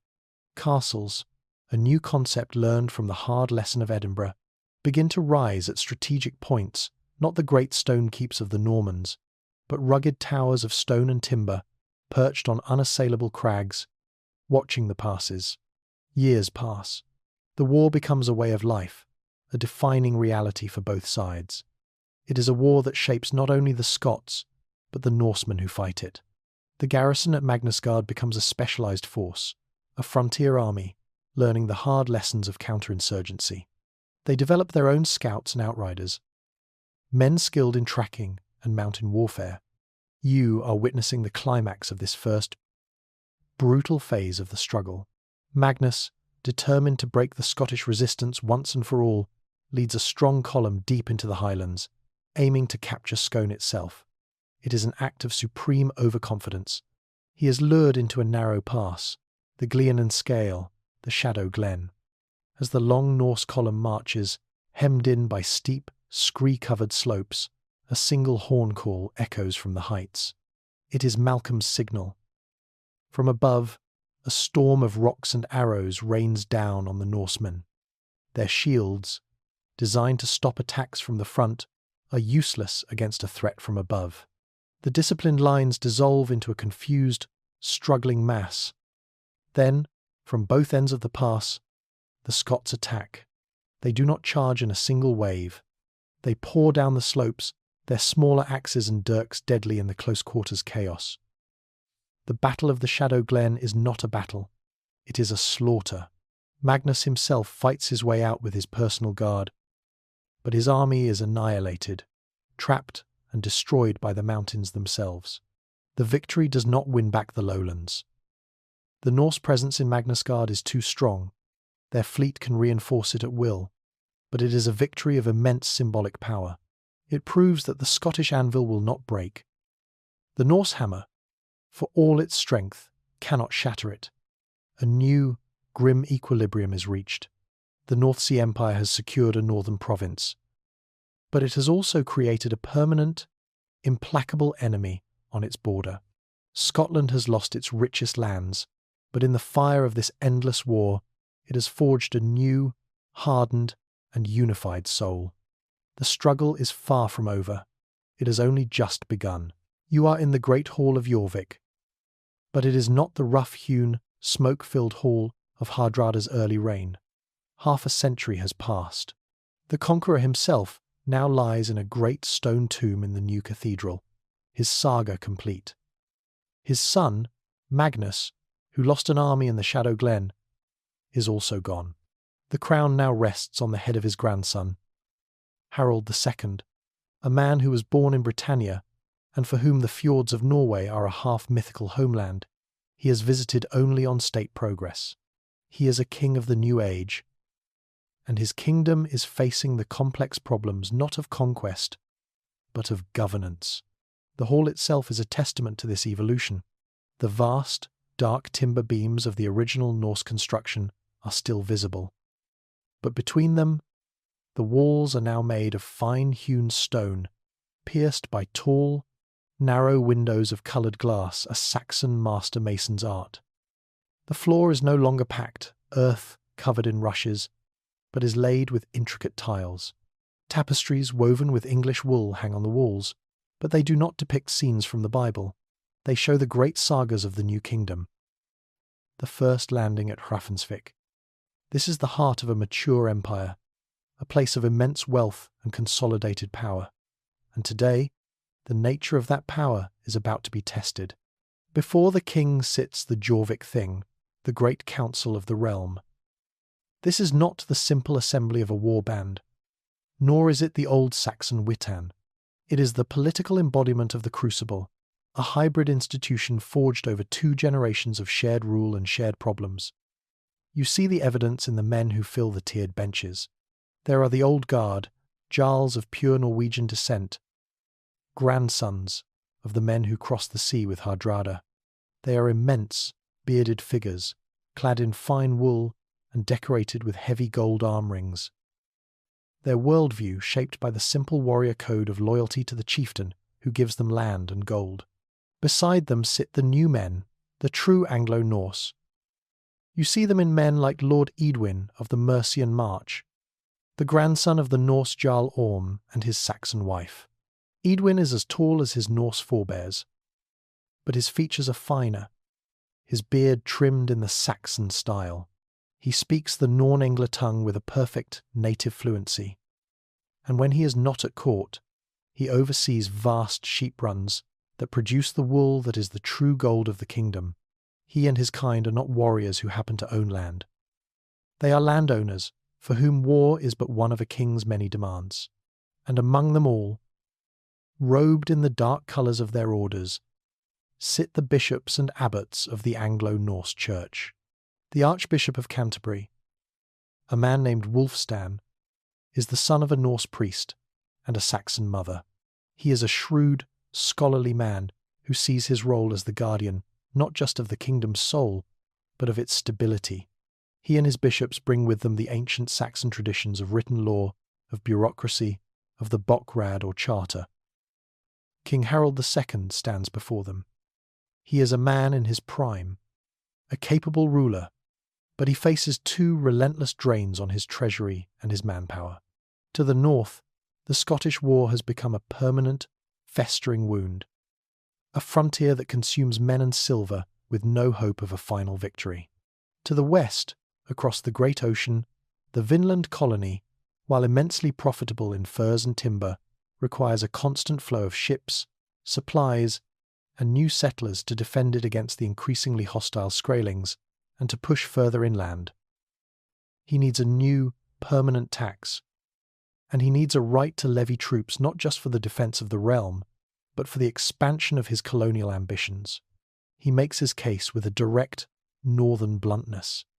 He speaks of the glory of the empire, the duty to tame the savage frontiers, and the rewards that will flow back to all of them. He proposes a scotangent wara, a permanent tax for the defence of the Scottish border, and a Vinland levy, a levy that would allow him to call up one man from every 20 hides of land for service in the western colonies. When he finishes, an old Jarl, Ulf Ragnarsson, whose grandfather fought at Stamford Bridge, rises to his feet. The king asks for blood and silver. This is the way of things, he bellows, in a voice accustomed to shouting over the roar of a gale. A king leads, we follow. My sword and my sons are his. To question is the act of a Neithinger. For him, the issue is simple. It is a matter of personal loyalty to a war leader. But then, Lord Edwin of the Mercian March asks for the right to speak. He stands not as a warrior pledging fealty, but as a steward of the kingdom, addressing its chief executive. My king, he begins, his Norn Engler smooth and precise. No man here questions his duty. My father's bones lie in the Shadow Glen, a testament to my family's service.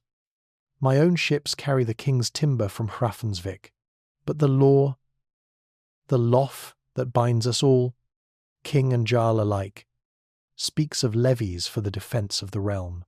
The scotangent wara is a heavy burden, but it is a rightful one, for the Scots are at our border. But this Vinland levy, this is a new thing. You can feel the tension in the hall ratchet tighter. This is not defiance, but it is a challenge. Vinland is a royal venture, Edwin continues, choosing his words with care. It brings great wealth to the crown, and to those of us whose ships are strong enough to make the journey. But it is not Britannia. The men who would be sent there would not be defending their homes. My own reeves tell me the fields lack men for the harvest as it is. The flocks are smaller than they were a decade ago. To take more men, for a war on a foreign shore, is to risk the Helgian, the health, the prosperity of the lands here, in the heart of the kingdom. I ask the king, by what right, by what written law, can he command this service? It is a revolutionary moment. He has taken the Norse concept of the lof as sacred law and fused it with the Saxon expectation that this law should be a written, predictable, and binding contract. He is asking for a constitution. A furious murmur runs through the Old Norse jarls. Ulf Ragnarsson looks ready to draw the sword at his hip, but before the king can respond, Archbishop Wulfstan rises. His presence commands an immediate silence. Lord Edwin speaks with a true heart for the good of the realm, the Archbishop says, his voice carrying an authority that is both spiritual and deeply political. And our king speaks with a true heart for the glory and security of the empire. These are not opposing desires. They are two sides of the same coin. He turns to the king. Your grandfather, the great Harald, ruled by the strength of his arm. Your father ruled by the loyalty he commanded. But you, my king, must rule by law. Let us grant the king his scotangent wara, for the need is clear. and let us grant him a portion of the Vinland Leifi he asks for, not 1 in 20, but perhaps 1 in 50, and for a fixed term of 3 years. He then turns to the assembled lords.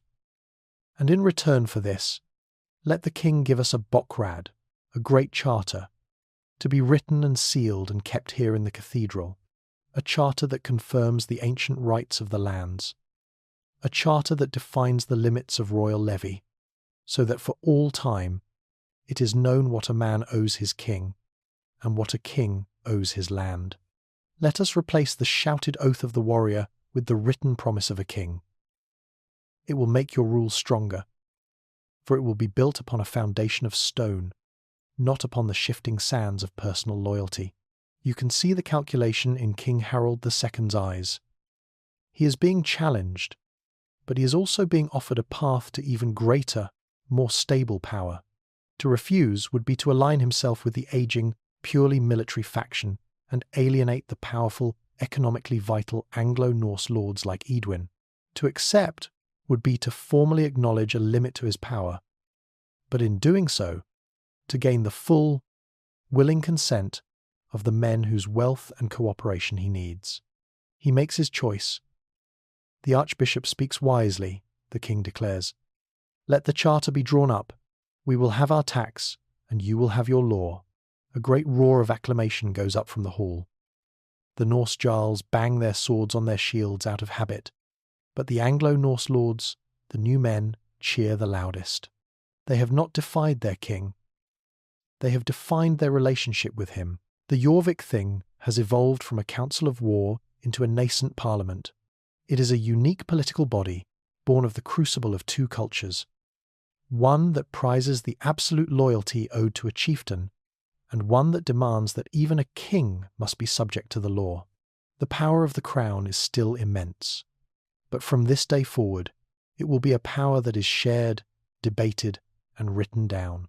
You are on the windswept eastern coast of Denmark, at a trading post known as Kustborg, a vital node in the North Sea Empire's commercial web. It is a raw, bustling place, a microcosm of the kingdom itself. Saxon merchants haggling in the Norn-Engler tongue, Norse Huscarls guarding the palisade, and local Danes manning the fishing boats. For a generation, this has been a place of peaceful, profitable exchange, a gateway to the riches of the Baltic, amber, wax, and furs from the deep forests of the east. But the peace is a fragile veneer over a dark and violent frontier.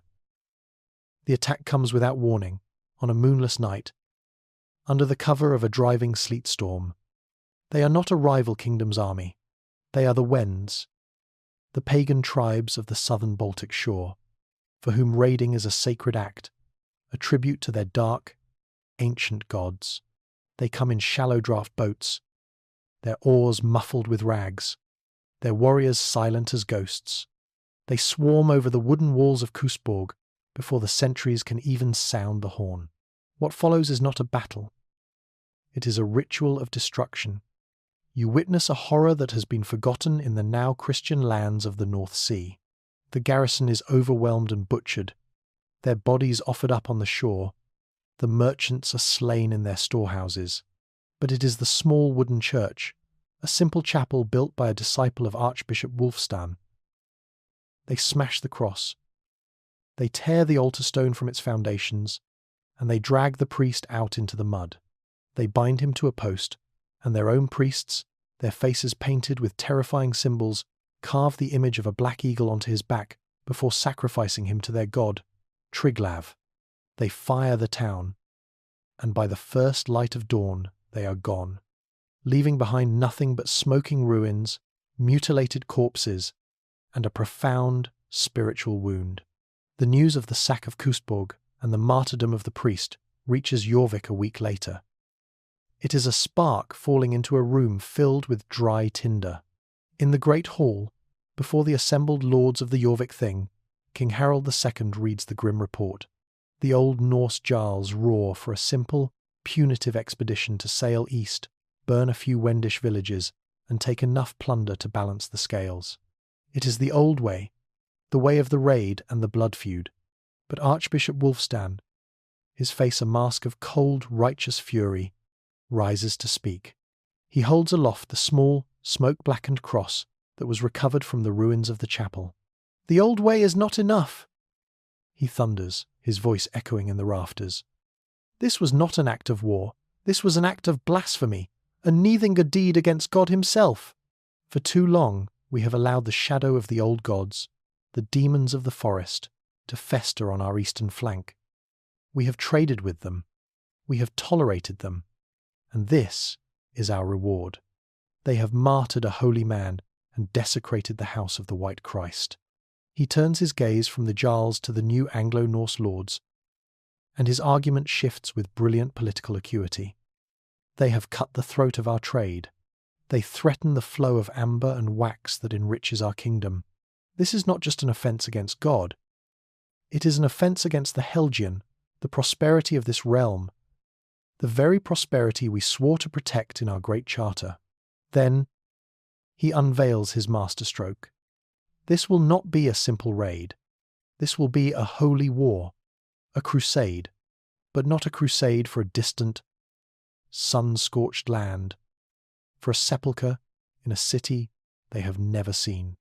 This will be a crusade for the North Sea itself, to cleanse its shores of paganism, to bring the lof of the warrior Christ to the lands of darkness, and, not incidentally, to bring those lands and their resources under the dominion of the Empire. He calls not just for the king's fleet, but for a new kind of warrior. "Let us found a brotherhood," he proclaims, "an order of warrior monks who will swear an oath to take up the cross and the axe in God's name. They will take vows of poverty and chastity, but also a vow of vengeance against the enemies of Christ. They will be the king's sacred spear point in the east. They will be the brotherhood of the Raven's Cross." The idea is a stroke of genius, a perfect product of the Anglo-Norse crucible. It appeals to the fierce piety of the new church, the land hunger of the younger sons of the nobility, and the martial spirit of the entire culture. The Jorvik thing, swayed by this potent combination of spiritual fervour and economic self-interest. The Order of the Raven's Cross is born. Its first Grandmaster is Svein the Pious, a second son of a great Northumbrian Jarl, a man known for his grim fanaticism and his prowess in the Scottish border wars. You see the knights of the new order gather in Jorvik's cathedral to swear their oaths. They are a fearsome sight. They wear the mail and conical helmets of the king's Huscarls, but over their armour they wear black surcoats. Sewn onto the chest is their emblem, a stark white cross. Not in the simple Latin style, but in a complex, coiling knotwork, its forearms ending in the stylized heads of ravens. It is a symbol of terrifying duality, the sacrifice of Christ and the predatory hunger of Odin's sacred bird. They are monks in wolves' clothing. The following spring, the Baltic Crusade is launched. It is a vast undertaking. 100 ships of the Great Fleet, their decks packed with the grim, black-clad knights of the Raven's Cross and their men-at-arms. They sail for conquest, both spiritual and temporal. Their first target is the Wendish heartland, the island stronghold of Rumgala, where the great idol of Triglav stands. You are with them as their fleet emerges from the sea mist, a vision of doom to the pagan warriors who line the shore. The Knights of the Raven's Cross are the first to land, wading through the surf with their great axes held high. Their war chants a terrifying fusion of psalms and sagas. The battle for the island is savage. The Wends fight with a desperate, fatalistic bravery, but they are no match for the disciplined fury of the Crusaders. The Knights are implacable. They do not tire or falter. They see their opponents not as men, but as the demonic spawn of a heathen god, and they kill without mercy. By midday, the main Wendish settlement is overrun, its warriors slain, its people fleeing into the dark woods. You follow Svein the Pious and his inner circle of warrior priests as they stride into the sacred grove at the heart of the island. Here stands the idol of Triglav, a monstrous, three-headed figure carved from a single, ancient oak, its surface dark with the blood of countless sacrifices. Svein does not hesitate. "In the name of the warrior Christ, whose cross you defiled, "I condemn this demon to the flame," he roars. His men hack at the idol with their axes, their blows echoing in the unnatural silence of the grove. They pile wood around its base and set it alight. As the flames lick up the ancient wood, the pagan priests, who emerge from hiding to defend their god, are cut down and thrown into the fire as a final. The destruction of the idol is only the beginning. The crusade is an act of colonization. On the ashes of the pagan settlement, the crusaders begin to build.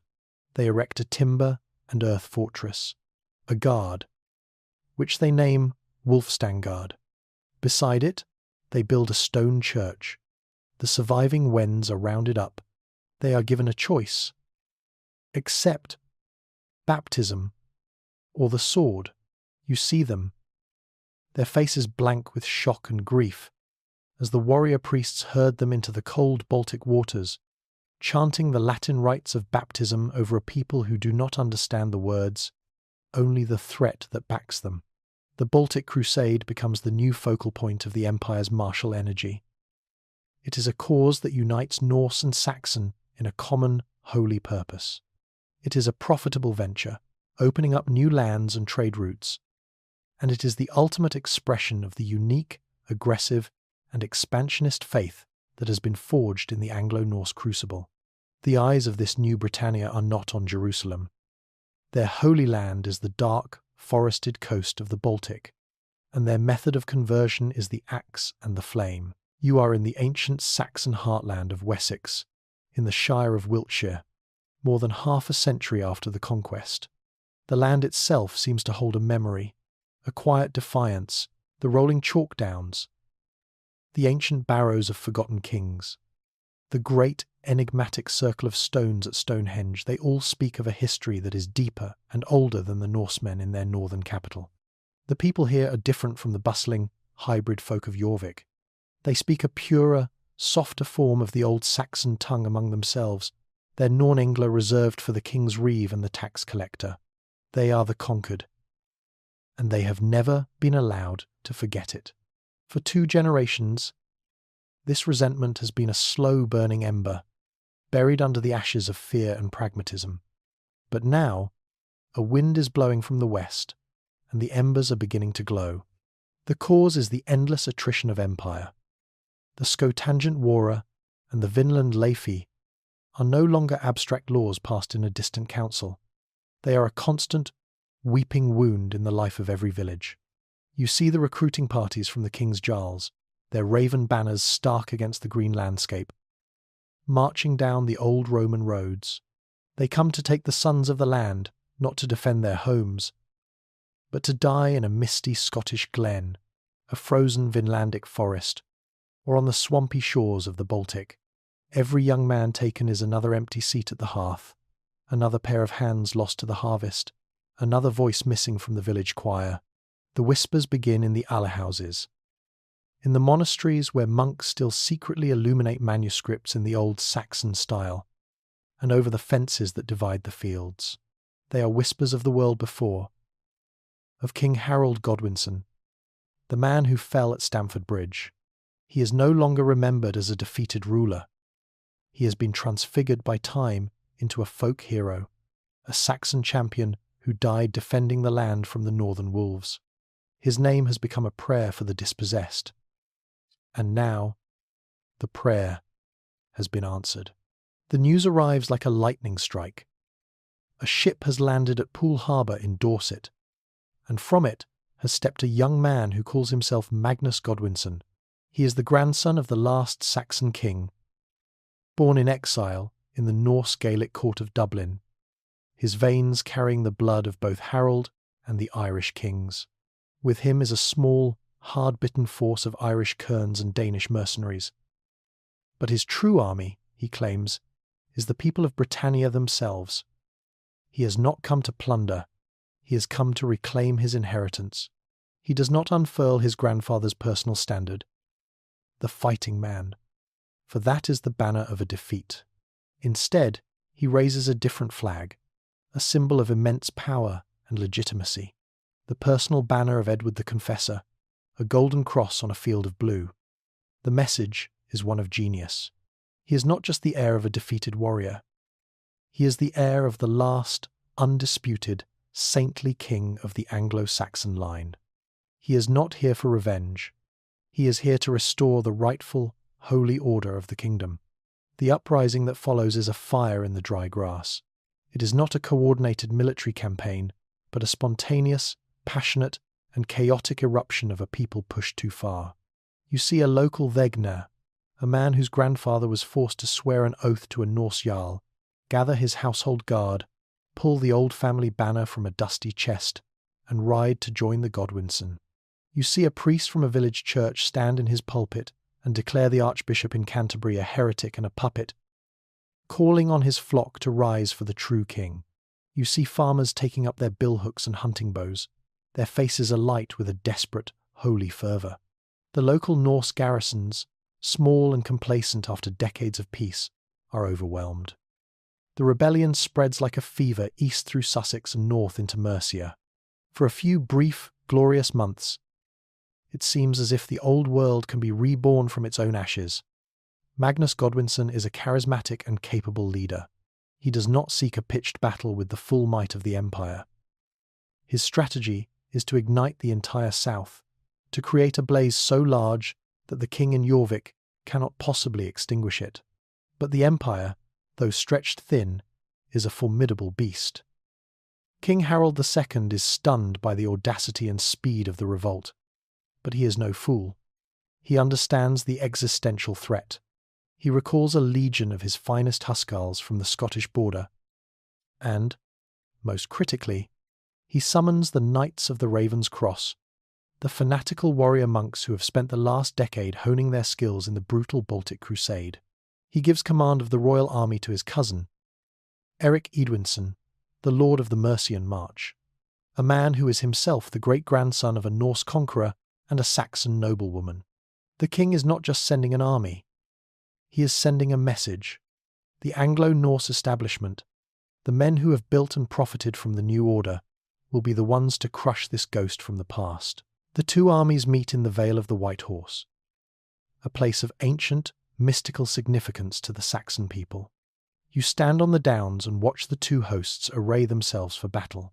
On one side is the rebel army, a vast, unruly sea of men, their ranks a patchwork of local banners and improvised weapons.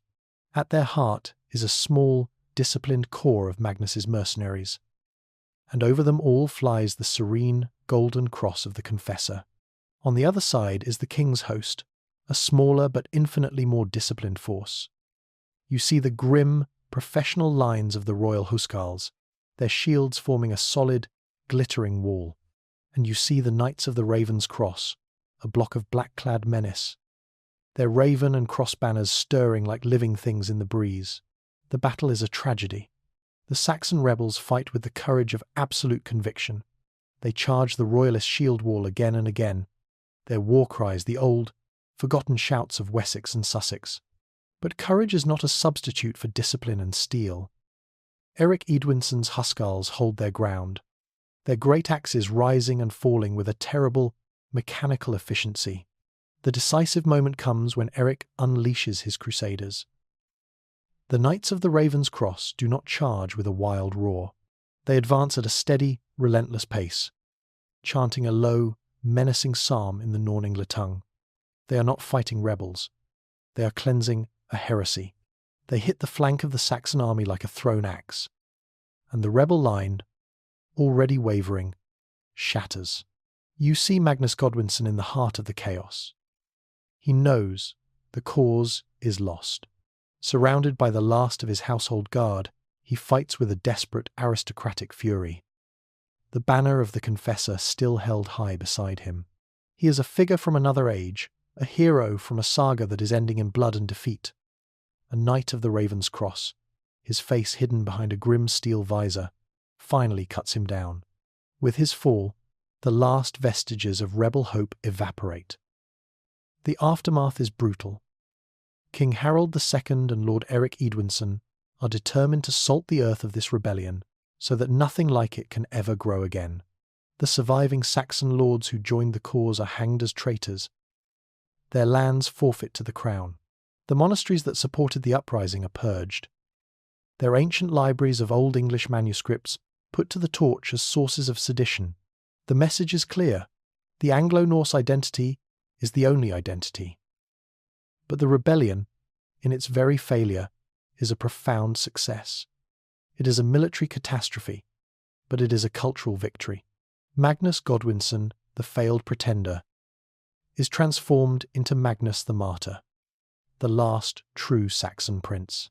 His story is not written down in the chronicles of the king's court, but it is woven into the fabric of the common people. He becomes the subject of 1,000 secret songs and fireside stories. A sleeping hero who, it is said, will one day return when his people need him most. The rebellion has exposed the deep fault line that runs through the heart of the North Sea Empire. It is not a neat fusion of two cultures. It is a layered society with a powerful, Norn-Engla-speaking, state-sanctioned culture in the north and the Midlands, and a deep, resentful, Saxon-at-heart culture in the south. The Godwinson legacy is not a claim to the throne anymore. It is a dream of a lost identity, a mythic rebellion that has failed in fact but will now succeed forever in memory, a permanent, internal frontier that will shape the kingdom's politics for centuries to come. You are in the king's private chambers in the stone palace of Jorvik. A generation has passed since the Vale of the White Horse ran red with the blood of the last Saxon army. The memory of the rebellion has faded from a raw wound into a disquieting scar on the kingdom's soul. King Harald II is an old man now, his reign defined by the long, grinding wars on his frontiers and the ghosts of that one terrible war within his own heartland. He sits with his son and heir, Olaf, a man in his vigorous middle years, and before them are the scrolls and ledgers that represent the true state of the empire. The picture they paint is not one of victory, but of precarious balance. Olaf traces a line on a map of the north. "The Scotangent Warer bleeds us, father," he says, his voice the practical, unaccented Norn-Engla of a man born to rule this hybrid kingdom. "Every year we send more silver and more men to hold the garrisons in Magnusgard, and every year the Scots grow bolder in the hills. We hold the lowlands, but we do not control them." He gestures to another, larger map, showing the vast expanse of the North Atlantic, and Vinland. "The firs are a river of gold, but the Skraelings have learned to fight. Hrafnsvik is no longer a trading post. It is a fortress under siege. The settlers cry out for more soldiers, more ships, more protection." Then he taps the ledger that details the forces used to crush his great-uncle's rebellion. "But this is the entry that gives me cold nights. Look at the names. Eric Edwinson, Lord of the March, his men. Jarl Sigurd of East Anglia, his men. The Knights of the Raven's Cross, the Archbishop's men. We called upon our great lords to save the crown from its own people.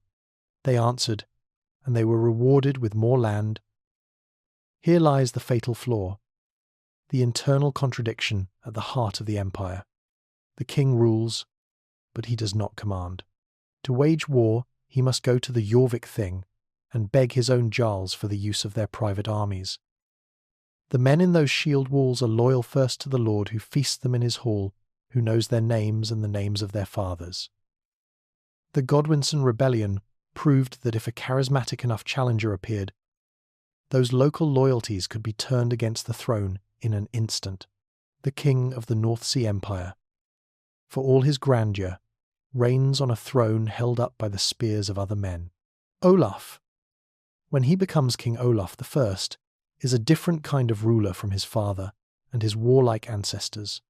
He is a builder, a strategist, an architect of power, and he knows that to secure his dynasty, he must break this dangerous dependency. He must forge a sword that belongs only to his hand. His solution is radical, a stroke of genius that will reshape the very foundations of the state. He will resurrect the ghost of an old institution and give it a terrifying new body. He will create the Konungs Huscarls, the king's Huscarls. The project begins not with a grand announcement, but with a quiet, methodical reallocation of resources. Olaf uses the one great asset he possesses that is his and his alone. The vast tracts of land in Wessex, Sussex, and Mercia that were seized from the rebel Saxon lords. For a generation, this land has been administered by royal reeves, its revenues flowing directly into the king's treasury. Now, Olaf gives it a new, sacred designation. It will become Huscarl land. It is not granted to any jarl. Its income, every bushel of wheat, every fleece of wool, every coin of rent, is diverted into a separate, inviolable treasury, the Huscarl Geld. This treasury will be dedicated to a single purpose. Then comes the recruitment. Olaf does not seek the sons of his great jarls. They are part of the problem.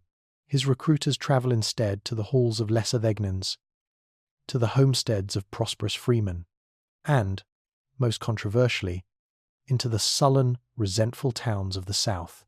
They offer a new path to honour and wealth. You see a young Saxon man from Wiltshire, whose grandfather might have fought for the Godwinson, standing before a royal recruiter. He is offered a choice. He can remain here, farming his father's land, paying taxes to a distant northern king he despises. Or he can take the king's silver. He can swear an oath, not to a local lord, but to the king himself. In return, he will be fed, housed, and trained.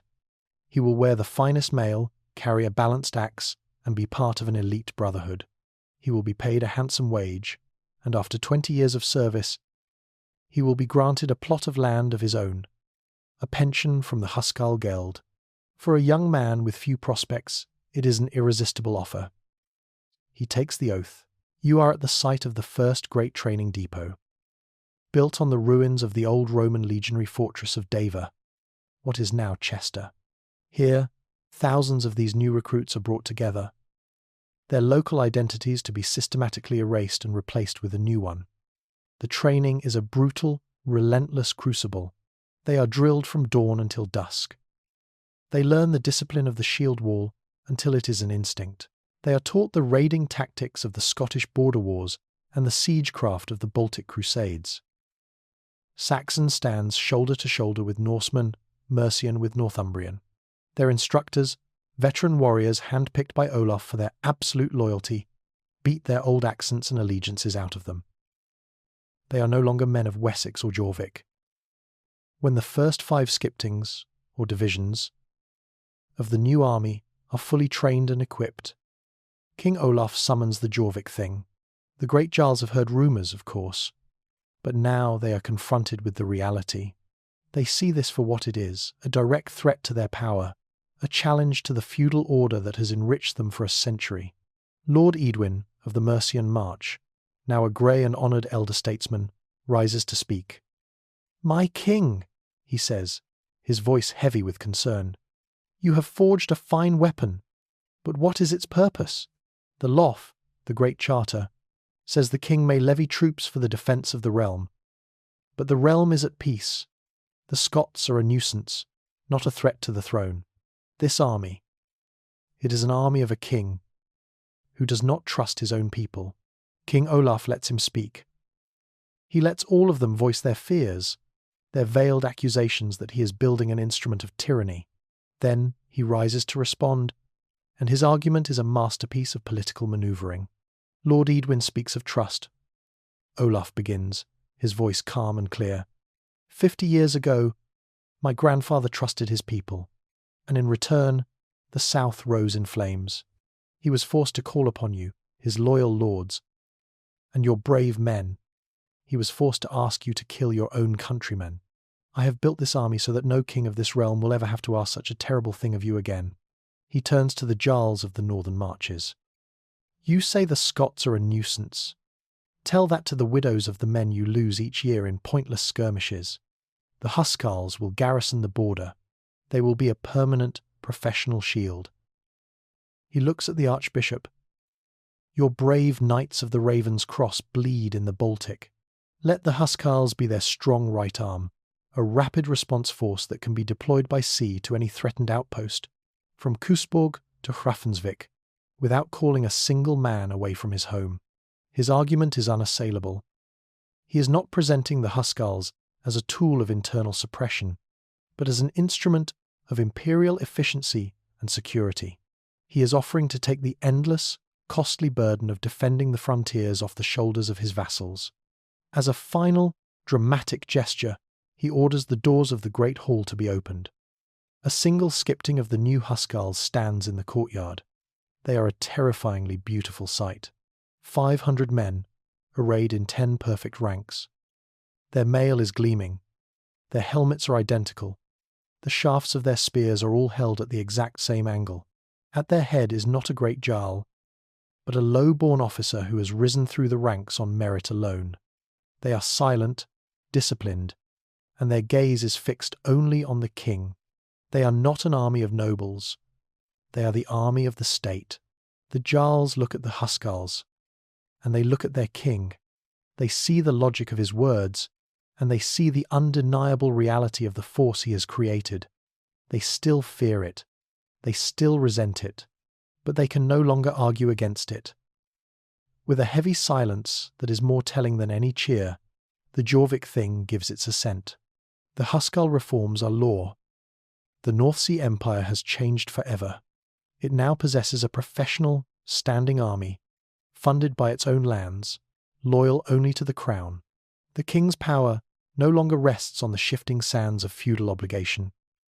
It rests on a foundation of disciplined, state-funded steel. He has secured his dynasty from the threat of rebellion and the ambitions of his nobles. He has created the ultimate tool of a centralized, modern state. And with it, the age of the warrior jarls has begun its long, slow sunset. You are standing on the quay of Lübeck, a bustling, prosperous city on the Baltic coast of the Holy Roman Empire. It is the early years of the 12th century. The air is thick with the scent of salt, tar, and money. This is the heart of a new and rising power, a league of northern German trading cities that will one day be known as the Hanseatic League. The men who walk these docks, the merchants, the ship captains, the guild masters are hard-headed, pragmatic, and ambitious. They do not bow to kings or jarls. Their loyalty is to the cog, the sturdy, high-sided trading ship that is the source of their wealth, and to the contract, the written agreement that is the foundation of their world. For decades, they have grown rich in the shadow of the North Sea Empire, acting as the middlemen, the distributors of the furs and timber of Vinland, the wool of Britannia, the amber of the Baltic, into the vast heartland of continental Europe. But the relationship, once symbiotic, has curdled into a bitter rivalry. You see the evidence in the harbour. Moored beside the fat-bellied German cogs are the sleek, grey shapes of Norse Drekar shoals. These are not the warships of the Great Fleet, but patrol vessels, flying the King of Jorvik's raven banner. They are here to enforce the Sundgeld, the sound toll. Every ship of every nation that passes through the Öresund, the narrow strait separating Denmark from the Swedish mainland, must now pay a heavy tax in silver to the king's collectors in Copenhagen. King Olaf I, with his new, professional Huscarl army securing his landward borders, has used his fleet to place a chokehold on the gateway to the Baltic. The North Sea Empire is no longer content to simply produce the goods. It is now determined to control the trade itself. This is the opening move in a new kind of war. A war not of shield walls and burning villages, but of tariffs, embargoes, and piracy. It is a cold war for the economic soul of Northern Europe. You are in the great guild hall of Lübeck, where the aldermen of the nascent league are meeting in secret. The mood is one of cold fury. A merchant named Dietrich, his face flushed with anger, throws a scroll onto the table. All German merchants wishing to trade for Baltic amber must now do so through a royal monopoly at a price set by the crown. They are strangling us. Dietrich spits, his voice echoing in the timbered hall. First the sound toll, now this. They seek to make us not their partners, but their servants. A ship captain, a man with the weathered face of 100 Baltic gales, speaks up. We cannot fight their warships. Their Drekar are faster. Their crews are warriors. To resist the toll is to lose your ship and your cargo. But a third man, a banker named Ulrich, his eyes as cold and calculating as the coins he counts, offers a different path. No, we cannot fight them on the open sea, but we do not need to. Their empire is a great beast with a long neck. We can strike at the throat. His plan unfolds, a sophisticated web of economic warfare. The League cannot match the North Sea Empire's military might, so they will attack its foundations. The first weapon is capital. The merchants of Lübeck, Hamburg, and Bremen begin to pool their resources. They offer massive, low-interest loans to the King of Sweden and the princes of Poland, encouraging them to build up their own armies to challenge the crusading knights of the Raven's Cross on the Baltic frontier. They are funding a proxy war, forcing the North Sea Empire to bleed silver and men defending its eastern conquests. The second weapon is a coordinated embargo. At a secret signal, all Hanseatic merchants cease purchasing English wool. It is a devastating blow. You are in the markets of Jorvik, and you see the consequences. The warehouses are overflowing with bales of the finest wool in Europe. The Anglo-Norse lords, men like Edwin of the March, whose entire fortune is built on their sheep runs, are facing ruin. They storm into the Jorvik Thing, demanding that the king do something, that he lower the sound toll, that he break the amber monopoly, anything to get the German merchants to buy their wool again. The king is caught between the demands of his powerful vassals and the need to fund his new army. The embargo is turning the lords of his own kingdom against his policies. The third, and most dangerous weapon, is played in the shadows. The League cannot send warships against the Great Fleet, but they can hire the desperate and the dispossessed. They secretly fund a new generation of pirates, recruited from the pagan Wendish tribes, who were driven from their lands by the Raven's Cross Knights. These are not simple raiders. They are caper, privateers, given letters of marque by the League. You are on a small, fast Wendish ship, lurking in the maze of islands off the coast of Pomerania. A lookout cries from the masthead. A lone Norse merchant ship, heavy in the water with a cargo of Vinlandic furs, is making its way towards Denmark. The privateers swarm it. They do not care about the cargo. Their mission is to disrupt, to terrorize, to make the sea lanes so dangerous that the cost of insurance, a new concept they themselves are pioneering, becomes crippling for their rivals. King Olaf is forced to respond. He cannot be seen to bow to German pressure. He orders squadrons of his new Huscarls to sea, to act as marines on his merchant ships. He strengthens the patrols of the Great Fleet. The North Sea and the Baltic become a vast, deadly chessboard. Norse patrols hunt for Wendish pirates, who in turn hunt for Norse merchantmen. A Hanseatic cog, caught in a storm, is impounded in a Norse harbour on suspicion of smuggling, its crew imprisoned. In retaliation, the city of Hamburg seizes the assets of the Anglo-Norse merchants within its walls. There are no declarations of war, but men are dying, and fortunes are being lost every single day. You witness the climax of this phase of the conflict in the heart of the enemy's territory. London. The German merchants have long had a trading post there, the Steel Yard, a walled compound on the banks of the Thames. It is a sovereign piece of German territory in the heart of the old Saxon south. Ulrich, the banker from Lübeck, sees an opportunity. He uses the League's vast network of agents to make contact with the secret networks of Saxon descent, the men who still whisper the name of Magnus the Martyr. He offers them a deal: German silver, German-made crossbows, in exchange for action. A fire breaks out in the wool warehouses of London, a fire that is clearly an act of arson.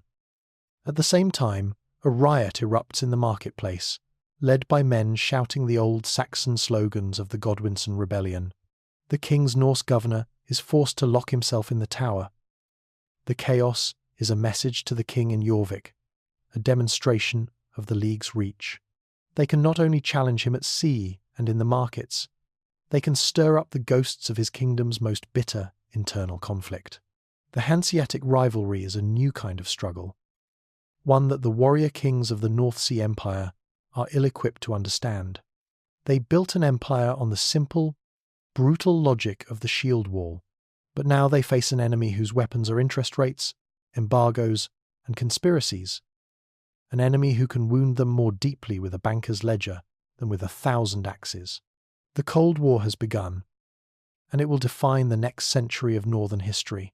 A long, grinding conflict between the landed, military power of the Anglo-Norse Imperium and the rising, fluid, commercial power of the German merchant cities. You are standing in the scriptorium of the great cathedral of Jorvik. In the year of our Lord, 1125. The room is quiet, filled with the scent of aging parchment, oak gall ink, and the clean, cold light of a northern winter sun slanting through the high, stained glass windows. This is the intellectual and spiritual heart of the empire, a place where the memory of the kingdom is being curated, codified, and set in stone for all time. Brother Aidan, a man of mixed Norse and Saxon blood, the finest calligrapher and historian of his generation, is putting the final touches on a monumental work. A project commissioned by the aging King Olaf I. It is the North Sa-Radbok, the North Sea Chronicle, the first great history of the new world they all inhabit. This book is the ultimate artifact of the crucible. You watch as Brother Aidan works, and the very materials he uses tell the story. The ink is made from Saxon oak galls, the vellum from the skin of Mercian sheep. The text itself is written in a beautiful, formal version of the Norn-Ingla tongue, a language that has now moved from the marketplace to the monastery, a language of state and of literature. But it is the script itself that is most revealing.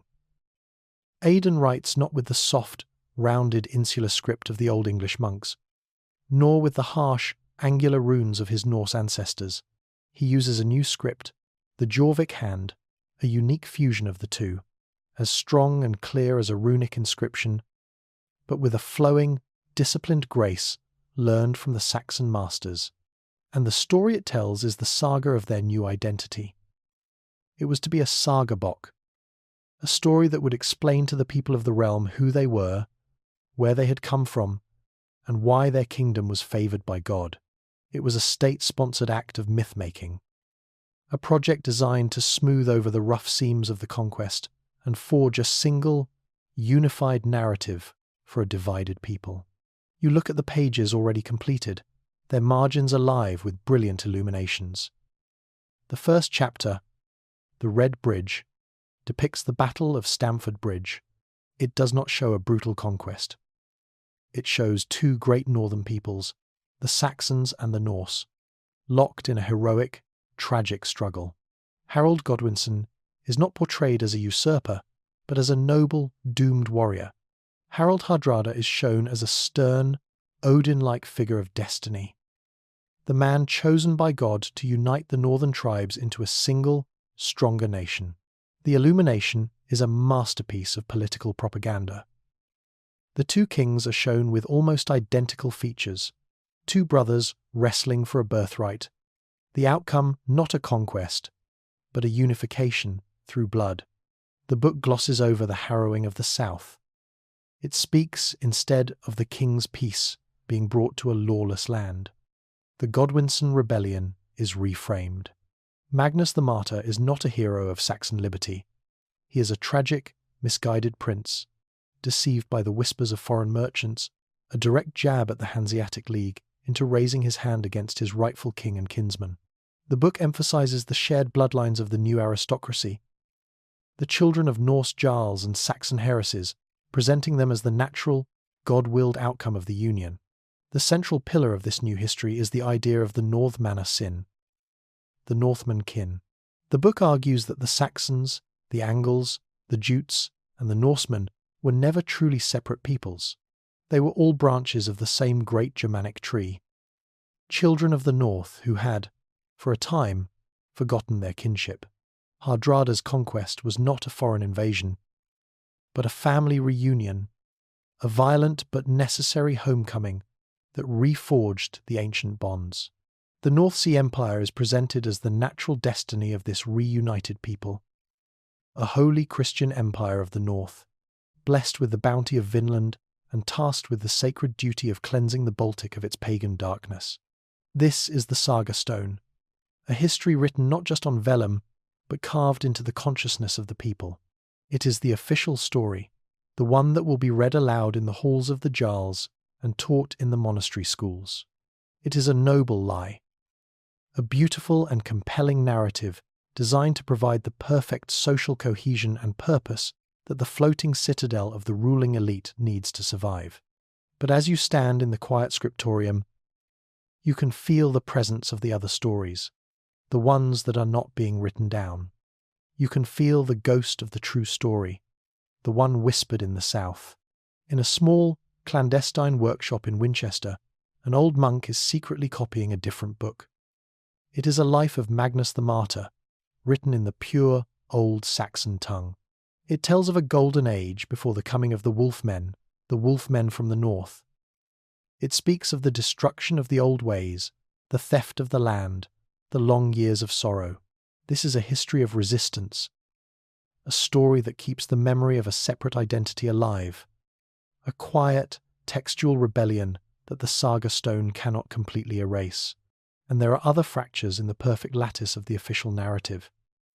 You see it in the eyes of the great wool lords of the Jorvik thing. They read the Saga stone and nod their approval at its talk of a unified people. But their true concerns are with the price of wool in Hamburg and the German-backed pirates who prey on their ships. Their loyalty to the empire is becoming conditional, measured in profit and loss. You see it in the letters from the Grand Master of the Raven's Cross in the Baltic. He writes of glorious victories against the pagans, but he also begs for more men and more silver. His order stretched thin, fighting a multi-front war against the Wends, the Poles, and the Swedes, all of whom are secretly funded by Hanseatic gold. The Holy Crusade is becoming a grim, expensive, and endless imperial entanglement. You see it even in the reports from Vinland. The latest ships to return from Hafensvik bring not just furs, but a disturbing new cargo.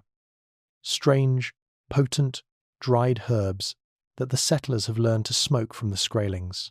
It is a calming, addictive leaf that is becoming increasingly popular in the garrisons along the Scottish border and in the docklands of Jorvik.